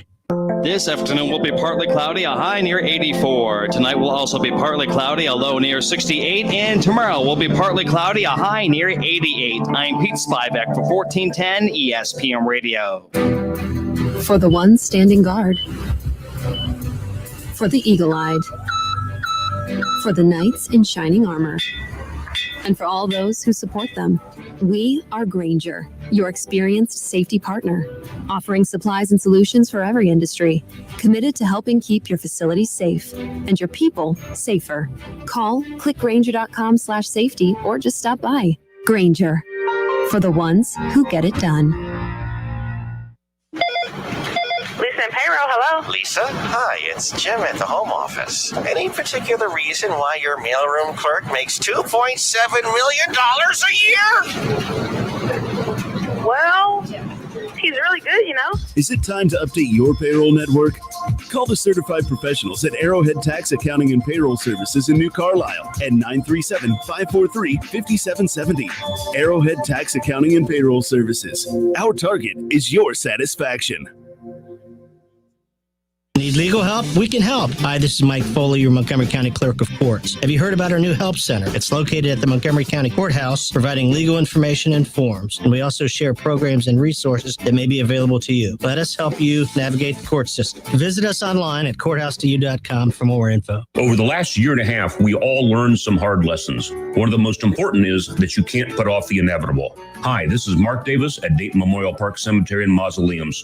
No matter how hard it is to think about, we all need a final resting place. When pre-planning with your funeral home, please remember that cemetery arrangements must also be made. Call us today at 937-890-1831 or visit our website at DaytonMemorialPark.com. And remember, Dayton Memorial Park is a beautiful place to celebrate life. There's never any FOMO with the iHeartRadio app. You won't ever have to miss out on your favorite shows and contests with this radio station again. Radio 24/7, 365. We're here when you want us. Stay connected and listen anywhere when you download the free iHeartRadio app. Hey everybody, Jay Farner here, CEO of Rocket Mortgage and Rocket Companies. Last year, we saw historically low mortgage interest rates. In fact, over 1 million homeowners took advantage of refinancing or buying a new home with Rocket Mortgage. What you may not know is that interest rates are already starting to increase again, and it's likely that trend is only going to continue. Our team of experts is standing by to help you save before rates go up. With an official mortgage review from Rocket Mortgage, you'll see just how much money you could save by making a move right now. Don't look back over these next few weeks and wish that you had taken action. You could save hundreds on your mortgage payments or pay off your home loan earlier than planned. You could even take cash out of your home to pay off high interest debt, complete home repairs, or bulk up on an emergency fund. When you want to secure a low rate, Rocket can. Call 833-8ROCKET or visit rocketmortgage.com. Rocket. Call for cost information and conditions. Equal housing lender licensed in all 50 states and MLSConsumerAccess.org number 3030. Staples is evolving to Staples Connect, a new world of possible with innovative tools for small business and remote workers and learners. Explore what's new at your local Staples store or staplesconnect.com. The Justin Kinner Show with Kev Nash, presented by Orion Sports Medicine. Weekdays at 3 p.m. right here on Dayton's ESPN radio station, 1410 Wing AM. On Twitter, make sure to give us a follow. Search 1410 Kinner for Justin Kinner on Twitter. That's 1410 KINNER. And ESPN Dayton for the station Twitter handle. Five-time NBA champion Ron Harper was in studio earlier today as a guest co-host of the Keith Byers Show. Here's just a few minutes from their conversation earlier today as two of the greatest athletes to come from the 937 had a trip down memory lane. Check it out. Now, Ron, you had a great, high school career. It should have been greater if some of the guys would have recognized your talents earlier. So now it comes time to choose a college. And I I know. We know where you chose. We know you chose to go to the, 3 stories I got to tell you. Miami. 3 stories. You got time. I'm going to step out the way. 3 stories. So the first story was when Miami, Ohio first came. My high school coach went to Miami of Ohio. I grew up watching Donald Smith, Johnny Davis at University of Dayton play Miami, and they play on TV all the time. I'm like, I want to be a part of that rivalry someday, I hope.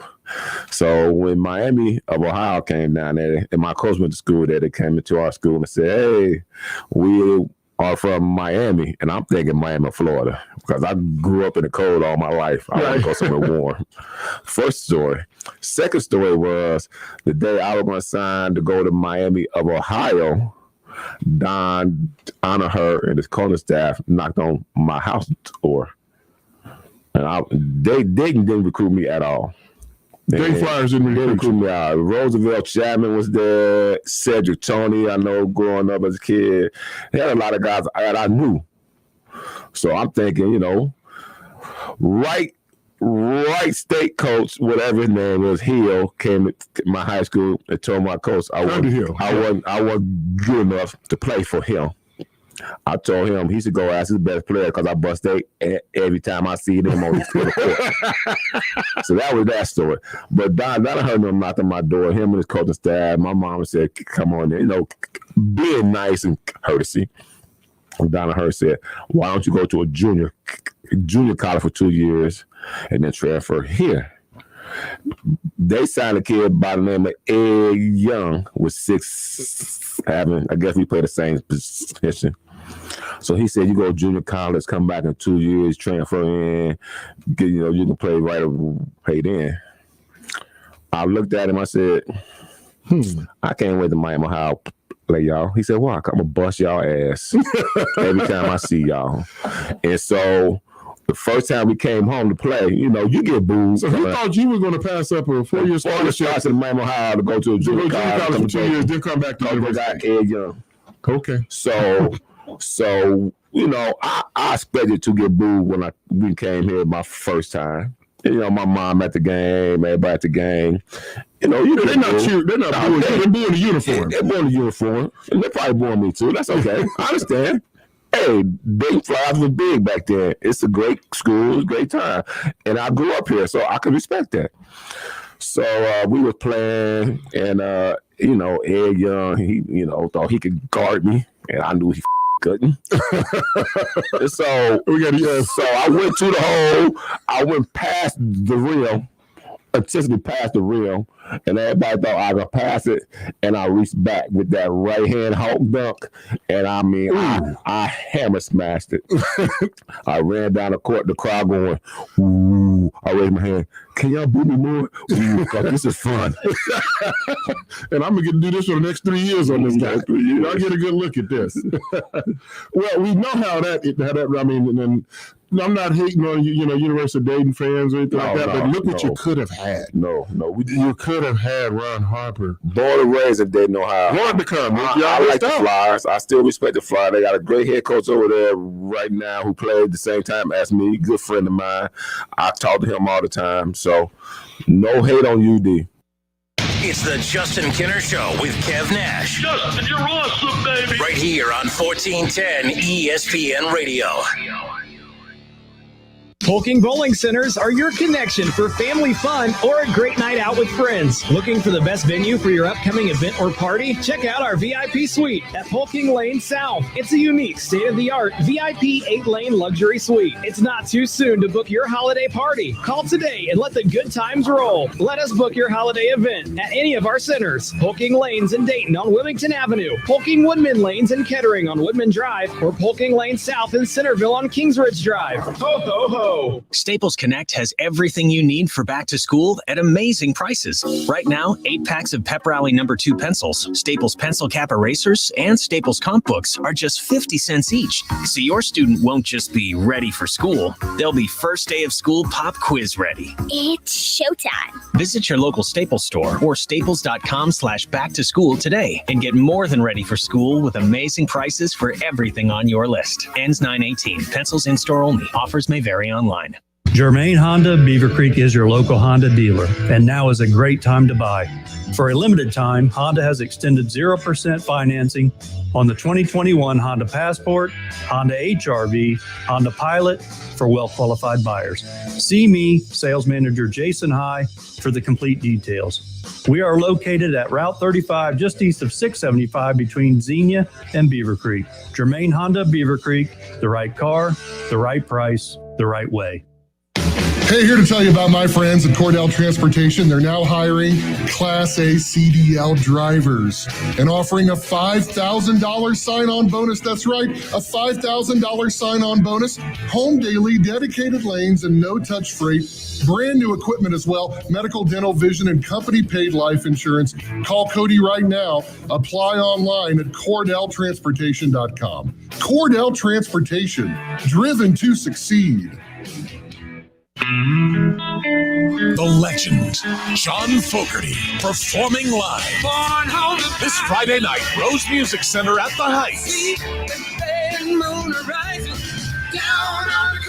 John plays all the biggest hits from Creedence Clearwater Revival. And on the same night, John performs solo hits as well. Tickets on sale now at Ticketmaster.com and the Rose Music Center box office. You have a lot more equity than you think. Now is the perfect time for a cash out refinance. TheHomeLoanExpert.com. The Home Loan Expert LLC, NMLS number 1326241. There are many ways to catch the Justin Kinner Show with Kev Nash on 1410 ESPN Radio, weekdays from 3 to 6 p.m. You can catch it live right here on 1410 Wing AM, or you can stream the show at wingam.com. But now we have another way that you can take in the show. You can now watch the Justin Kinner Show with Kev Nash live on ESPN Dayton's Facebook page. Listen, stream, watch. It's the Justin Kinner Show with Kev Nash, weekdays from 3 to 6 p.m. on 1410 ESPN Radio. Whether you're at home, at work, or in your car, tune in to ESPN 1410 Wing AM or stream us live at wingam.com.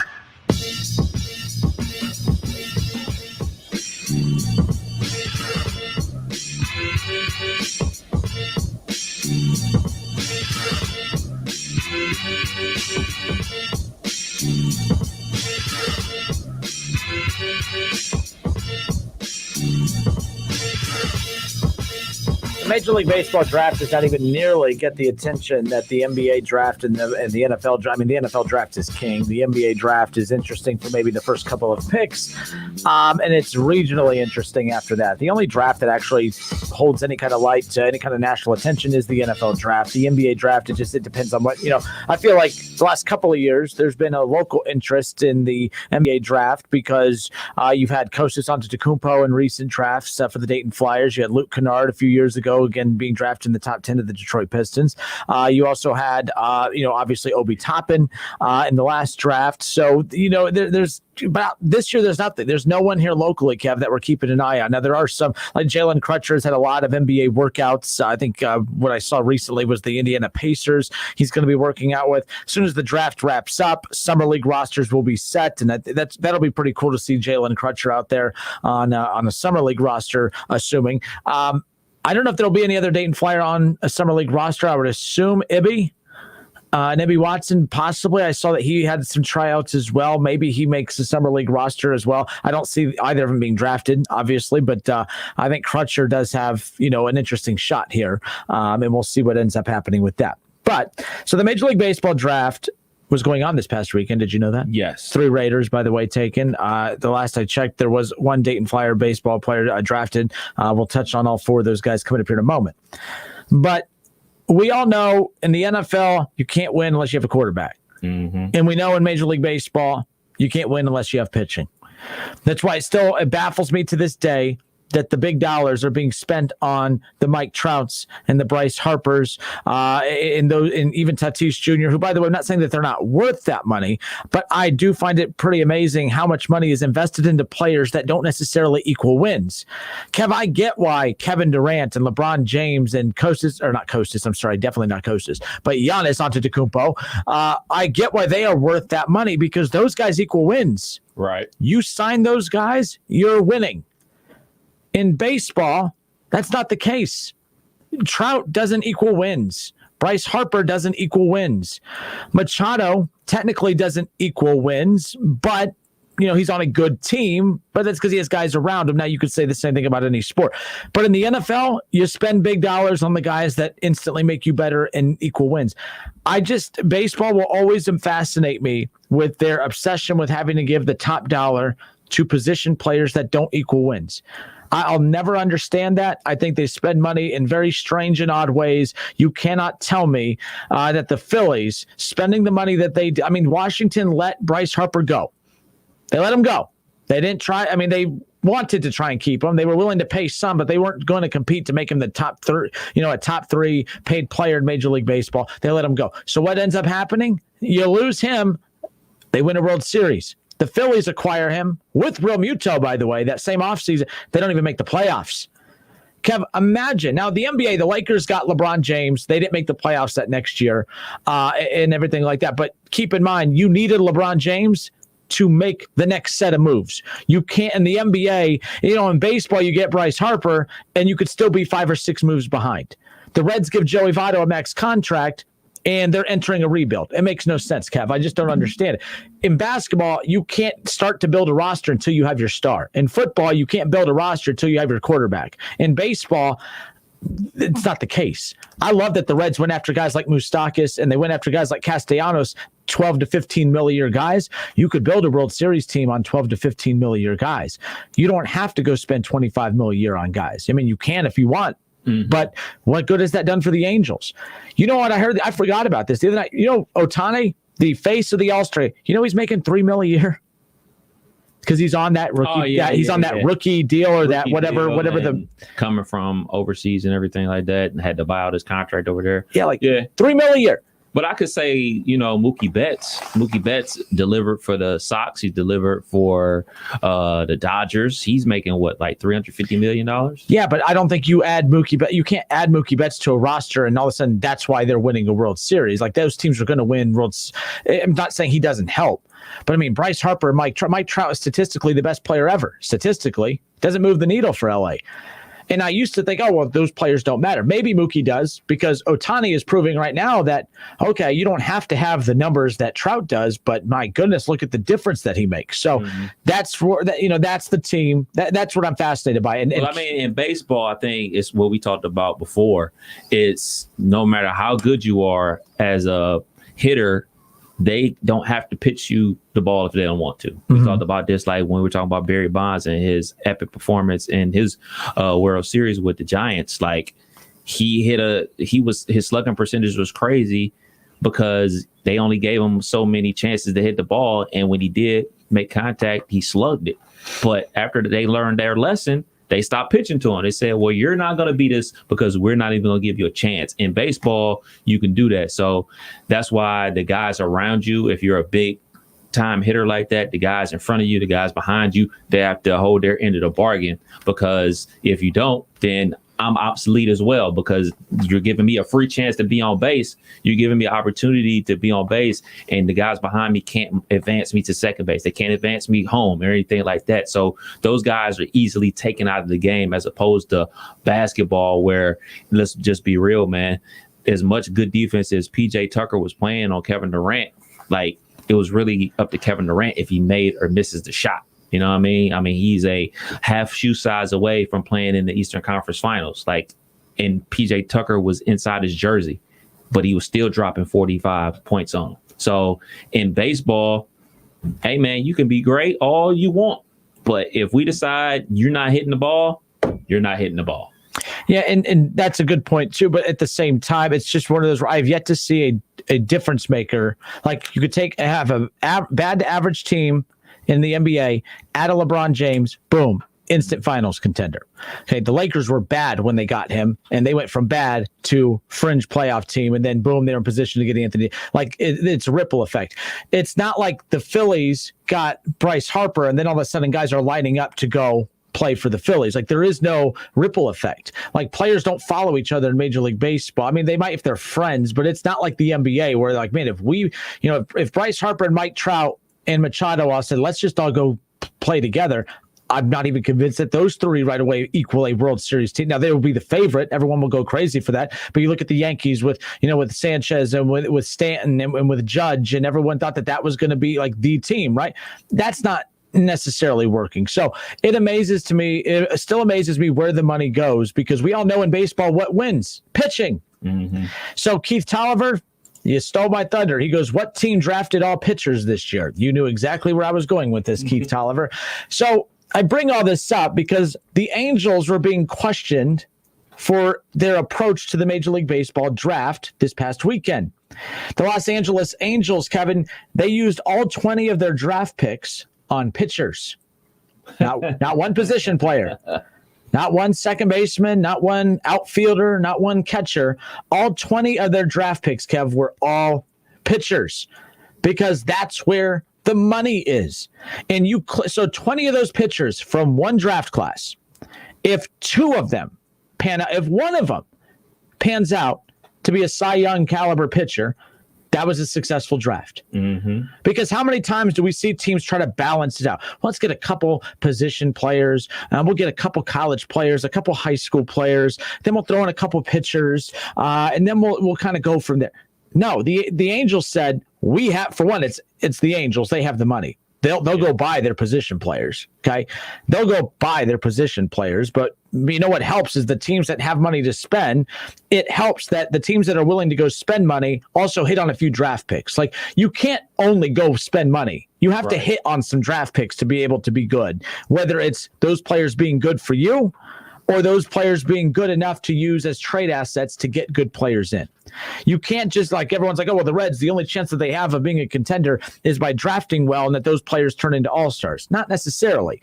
The only way the Reds have a chance of winning, they're not going to outspend anybody. But, man, if you could develop the Jesse Winkers and the Luis Castillos, and you can get the Eugenio Suarez's of the world to come up through your system. Suarez was part of a trade, but still, you hit on those guys. Then when you spend the money, then when you make the trades to go, and like Jonathan India, by the way, so you have Jonathan India, you have Jesse Winker, you have guys that you developed, that you brought up. When those click, when that works, then when you go bring in the Sonny Grays and the Trevor Bauers of the world, that's when it all comes together. And that's where the Reds are at right now.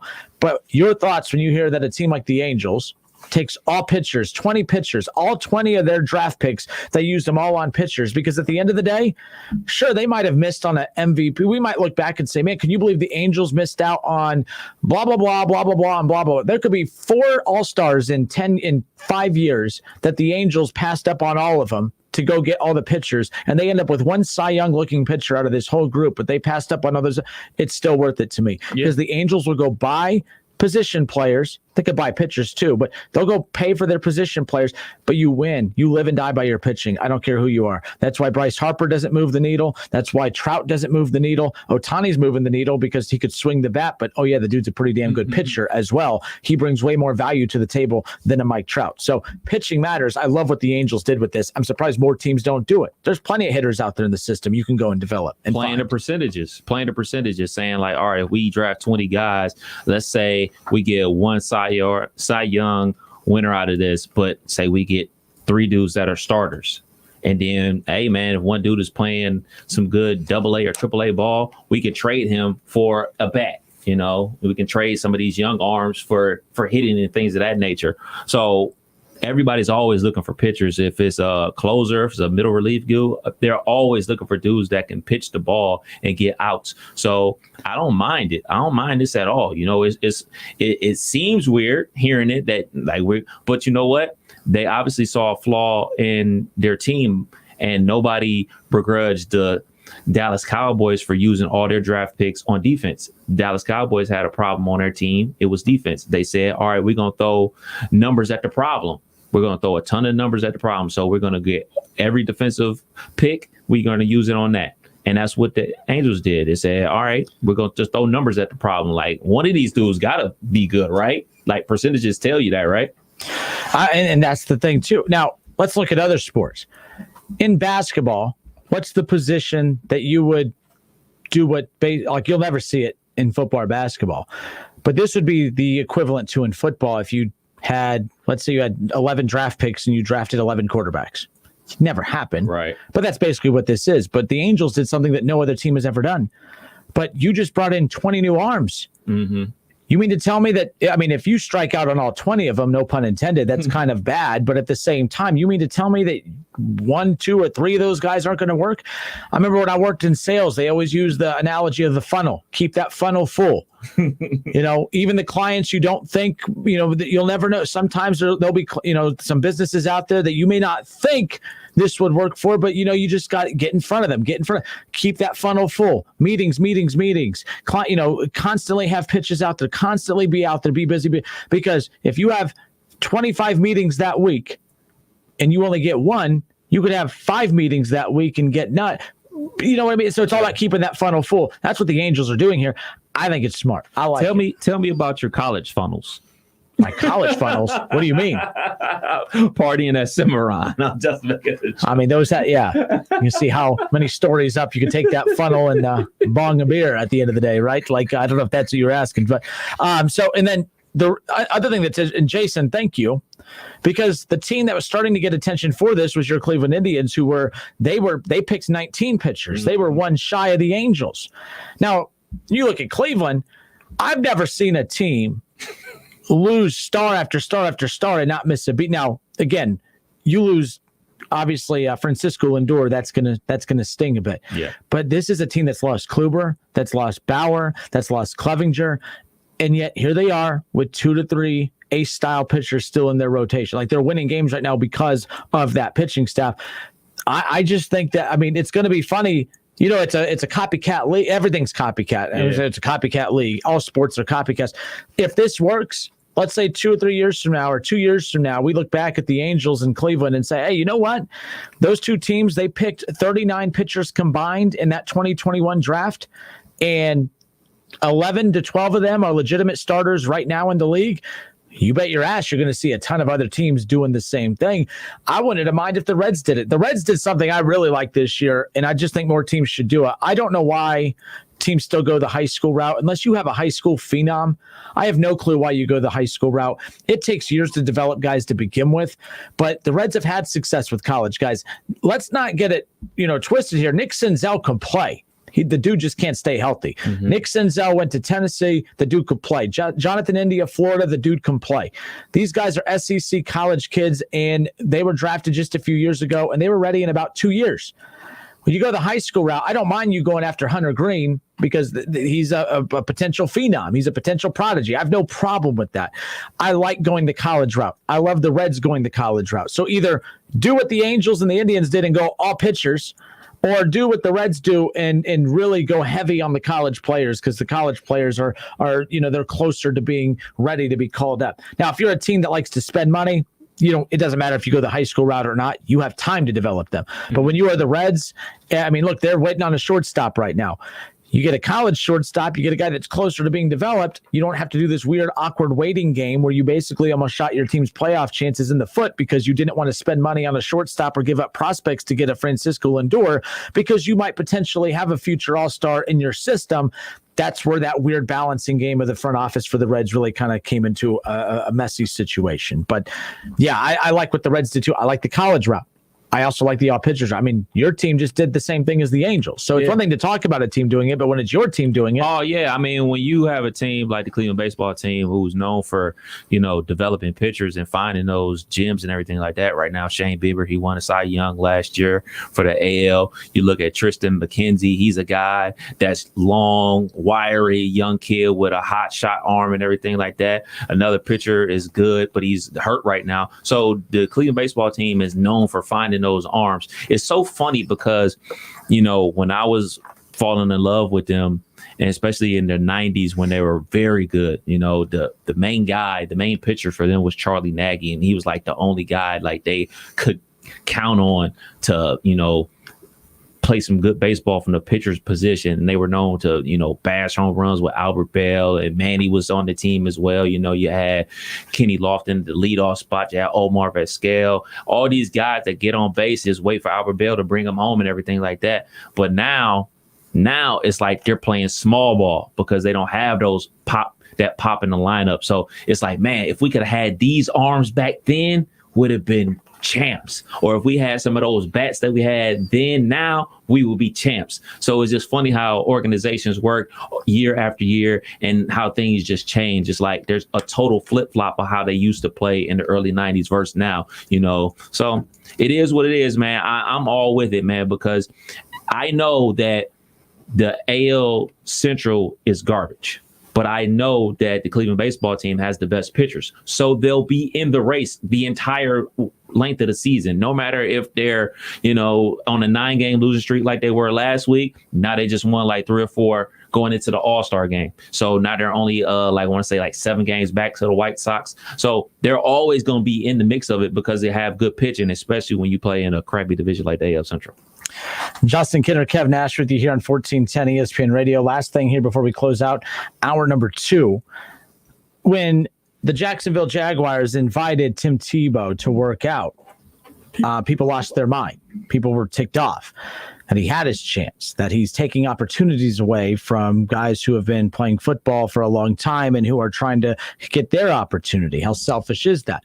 I remember at that time, I used the baseball draft as an example of we don't get all outraged when baseball does what the Jaguars did, where they give opportunities to guys that probably shouldn't be given opportunities based on what's fair in the eyes of most. I found this interesting that the Pittsburgh Pirates, they selected a pair of coveted college football recruits in this recent draft. You are a rebuilding team. You need a lot of help. It starts at pitching. And not only are they going after guys who are good at football and baseball, but if you have committed to play college football somewhere, why would you draft them?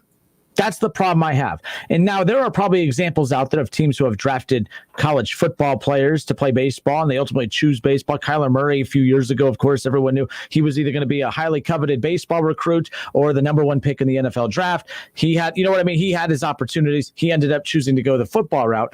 But here's the problem that I have. So Chandler, this one, so hold on, I got to get the names of these kids to make sure I'm getting this correct. The Pittsburgh Pirates, they selected a pitcher named Chandler Bubba, by the way. And by the way, that name alone, remember I said the other day, if you want your kid to be a really good athlete, you got to give him something like some cool names. You can't be Tim Allen or something. You have to have like a badass name to be like a legitimate athlete, right? So Chandler Bubba was drafted by the Pittsburgh Pirates. He's a pitcher. And they also drafted Lonnie White Jr., both pitchers, both college football recruits who have already committed in 2021 to schools. Now, Chandler had committed to Georgia to play baseball. He ultimately, in a press conference, said he did not want to pursue baseball anymore, that his passion is football, and that's where he's going to go. So he was swayed by Clemson coach Dabo Swinney to pick the Tigers for football. So why would the Pirates draft him? Where's the outrage there? Isn't it not fair to the other players who the Pirates could have drafted? How about all the undrafted players that the Pirates should have given an opportunity to instead of this college football player?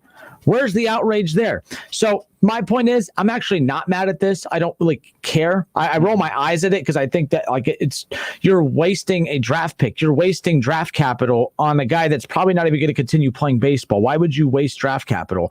Why not go after them as undrafted free agents? Why not pursue them then? Why waste draft capital? That's the problem I have with it. I'm not losing sleep over it. But this is why I get annoyed with the holier-than-thou people that were just so outraged over the Jaguars and Tim Tebow. It's not fair. There are guys who've been working really, really hard to get an opportunity to be the third-string quarterback of one of the worst teams in the national or tight end of the National Football League. Well, Tim Tebow is selfish. You know how many kids out there are dreaming of being the third-string tight end for the Jacksonville Jaguars? Yeah, because, dream big, right? So where are you guys now? Everyone out there, it's not fair. Tim Tebow, he's the worst. I can't believe he's doing this to these young kids who are just trying to carve a path. Well, what about these college football players? I don't think it's fair that they were drafted professionally for a sport that they're not even pursuing in college. Well, technically college, but they committed to play football. So that's the problem I have. That's the problem I have with this, is the hypocrisy as far as that goes. I am not a fan of that. So I'm just, you know me, Kev, if I have an opportunity to call out hypocrisy in people, I'd love to know why this is okay. So yeah, I mean, Tracy McGrady was drafted in the MLB draft after he told everybody he was going to play in the NBA, and he hadn't pitched since he was in 9th grade. But he still got drafted. So, and I forgot about that thing. And to T-Mac, you know, it was cool as he did pursue a pro baseball career after his playing days. No one complained then. Like, no one complained when Tracy McGrady was taking a minor league spot. You know, how many starts as a pitcher did Tracy McGrady get in the minor leagues that starting spot could have gone to somebody else who's younger?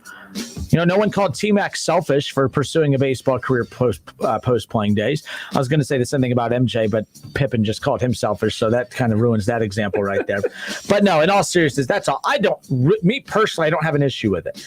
But I am using that to point to the hypocrisy of the people out there who you could not like that Tebow is on the Jags roster, but don't do the holier than thou. It's not fair to the kids who are fighting to make the roster. And now he's taking a roster spot from somebody. Well, what about these guys?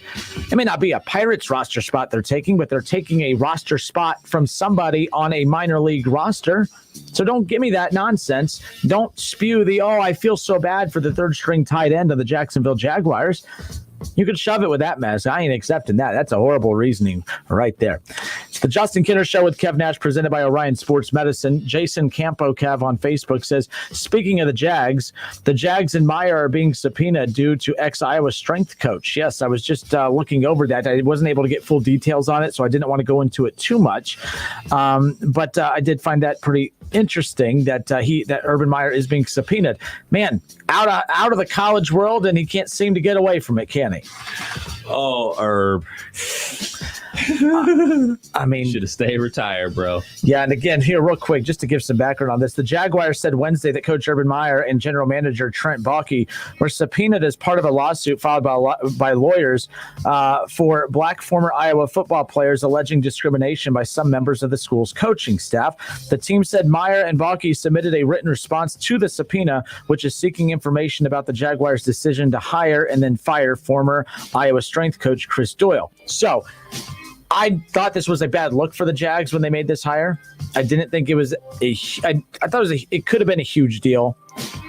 Now it's becoming a huge deal. Mm-hmm. Because I didn't think it was the end of the world when they made this move. I thought it was bad optics. That it was just a decision that Urban didn't need to make. And sure, he tried to erase it quickly and move on from it. You erased it, but you didn't move on from it. It's like your search history. You could erase that, but I mean, it's out there. I mean, I'm just saying. So, but no, in all seriousness, like Urban Meyer, his decision-making already creating distractions for this team. I just talked about it. We're 2 weeks from training camp opening up, and we're not talking about Trevor Lawrence or Travis Etienne or talking about, Urban Meyer's first year in the NFL. We're talking about Urban Meyer being subpoenaed in court. It's not a huge deal, but it is. It is. It's a distraction that's just not worth the time.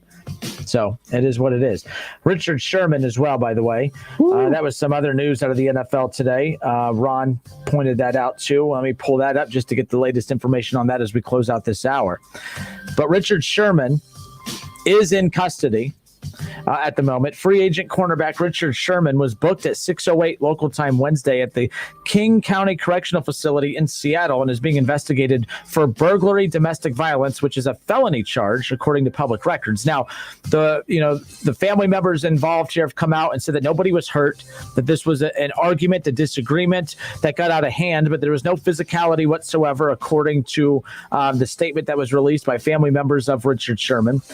They are working hard to get him out. And of course, that's the latest. That's the most recent up-to-date information I have in front of me, unless there's something else out there on it, Kev. But very interesting scenario breaking out there. Again, we've been waiting to see who's going to sign Richard Sherman in Seattle. Everyone thought it would be in Seattle, most likely making his return to the Seahawks, but who knows? Yeah, we're going to see now. That's not going to help his chances. All right, hour 3 coming up next. Don't go anywhere.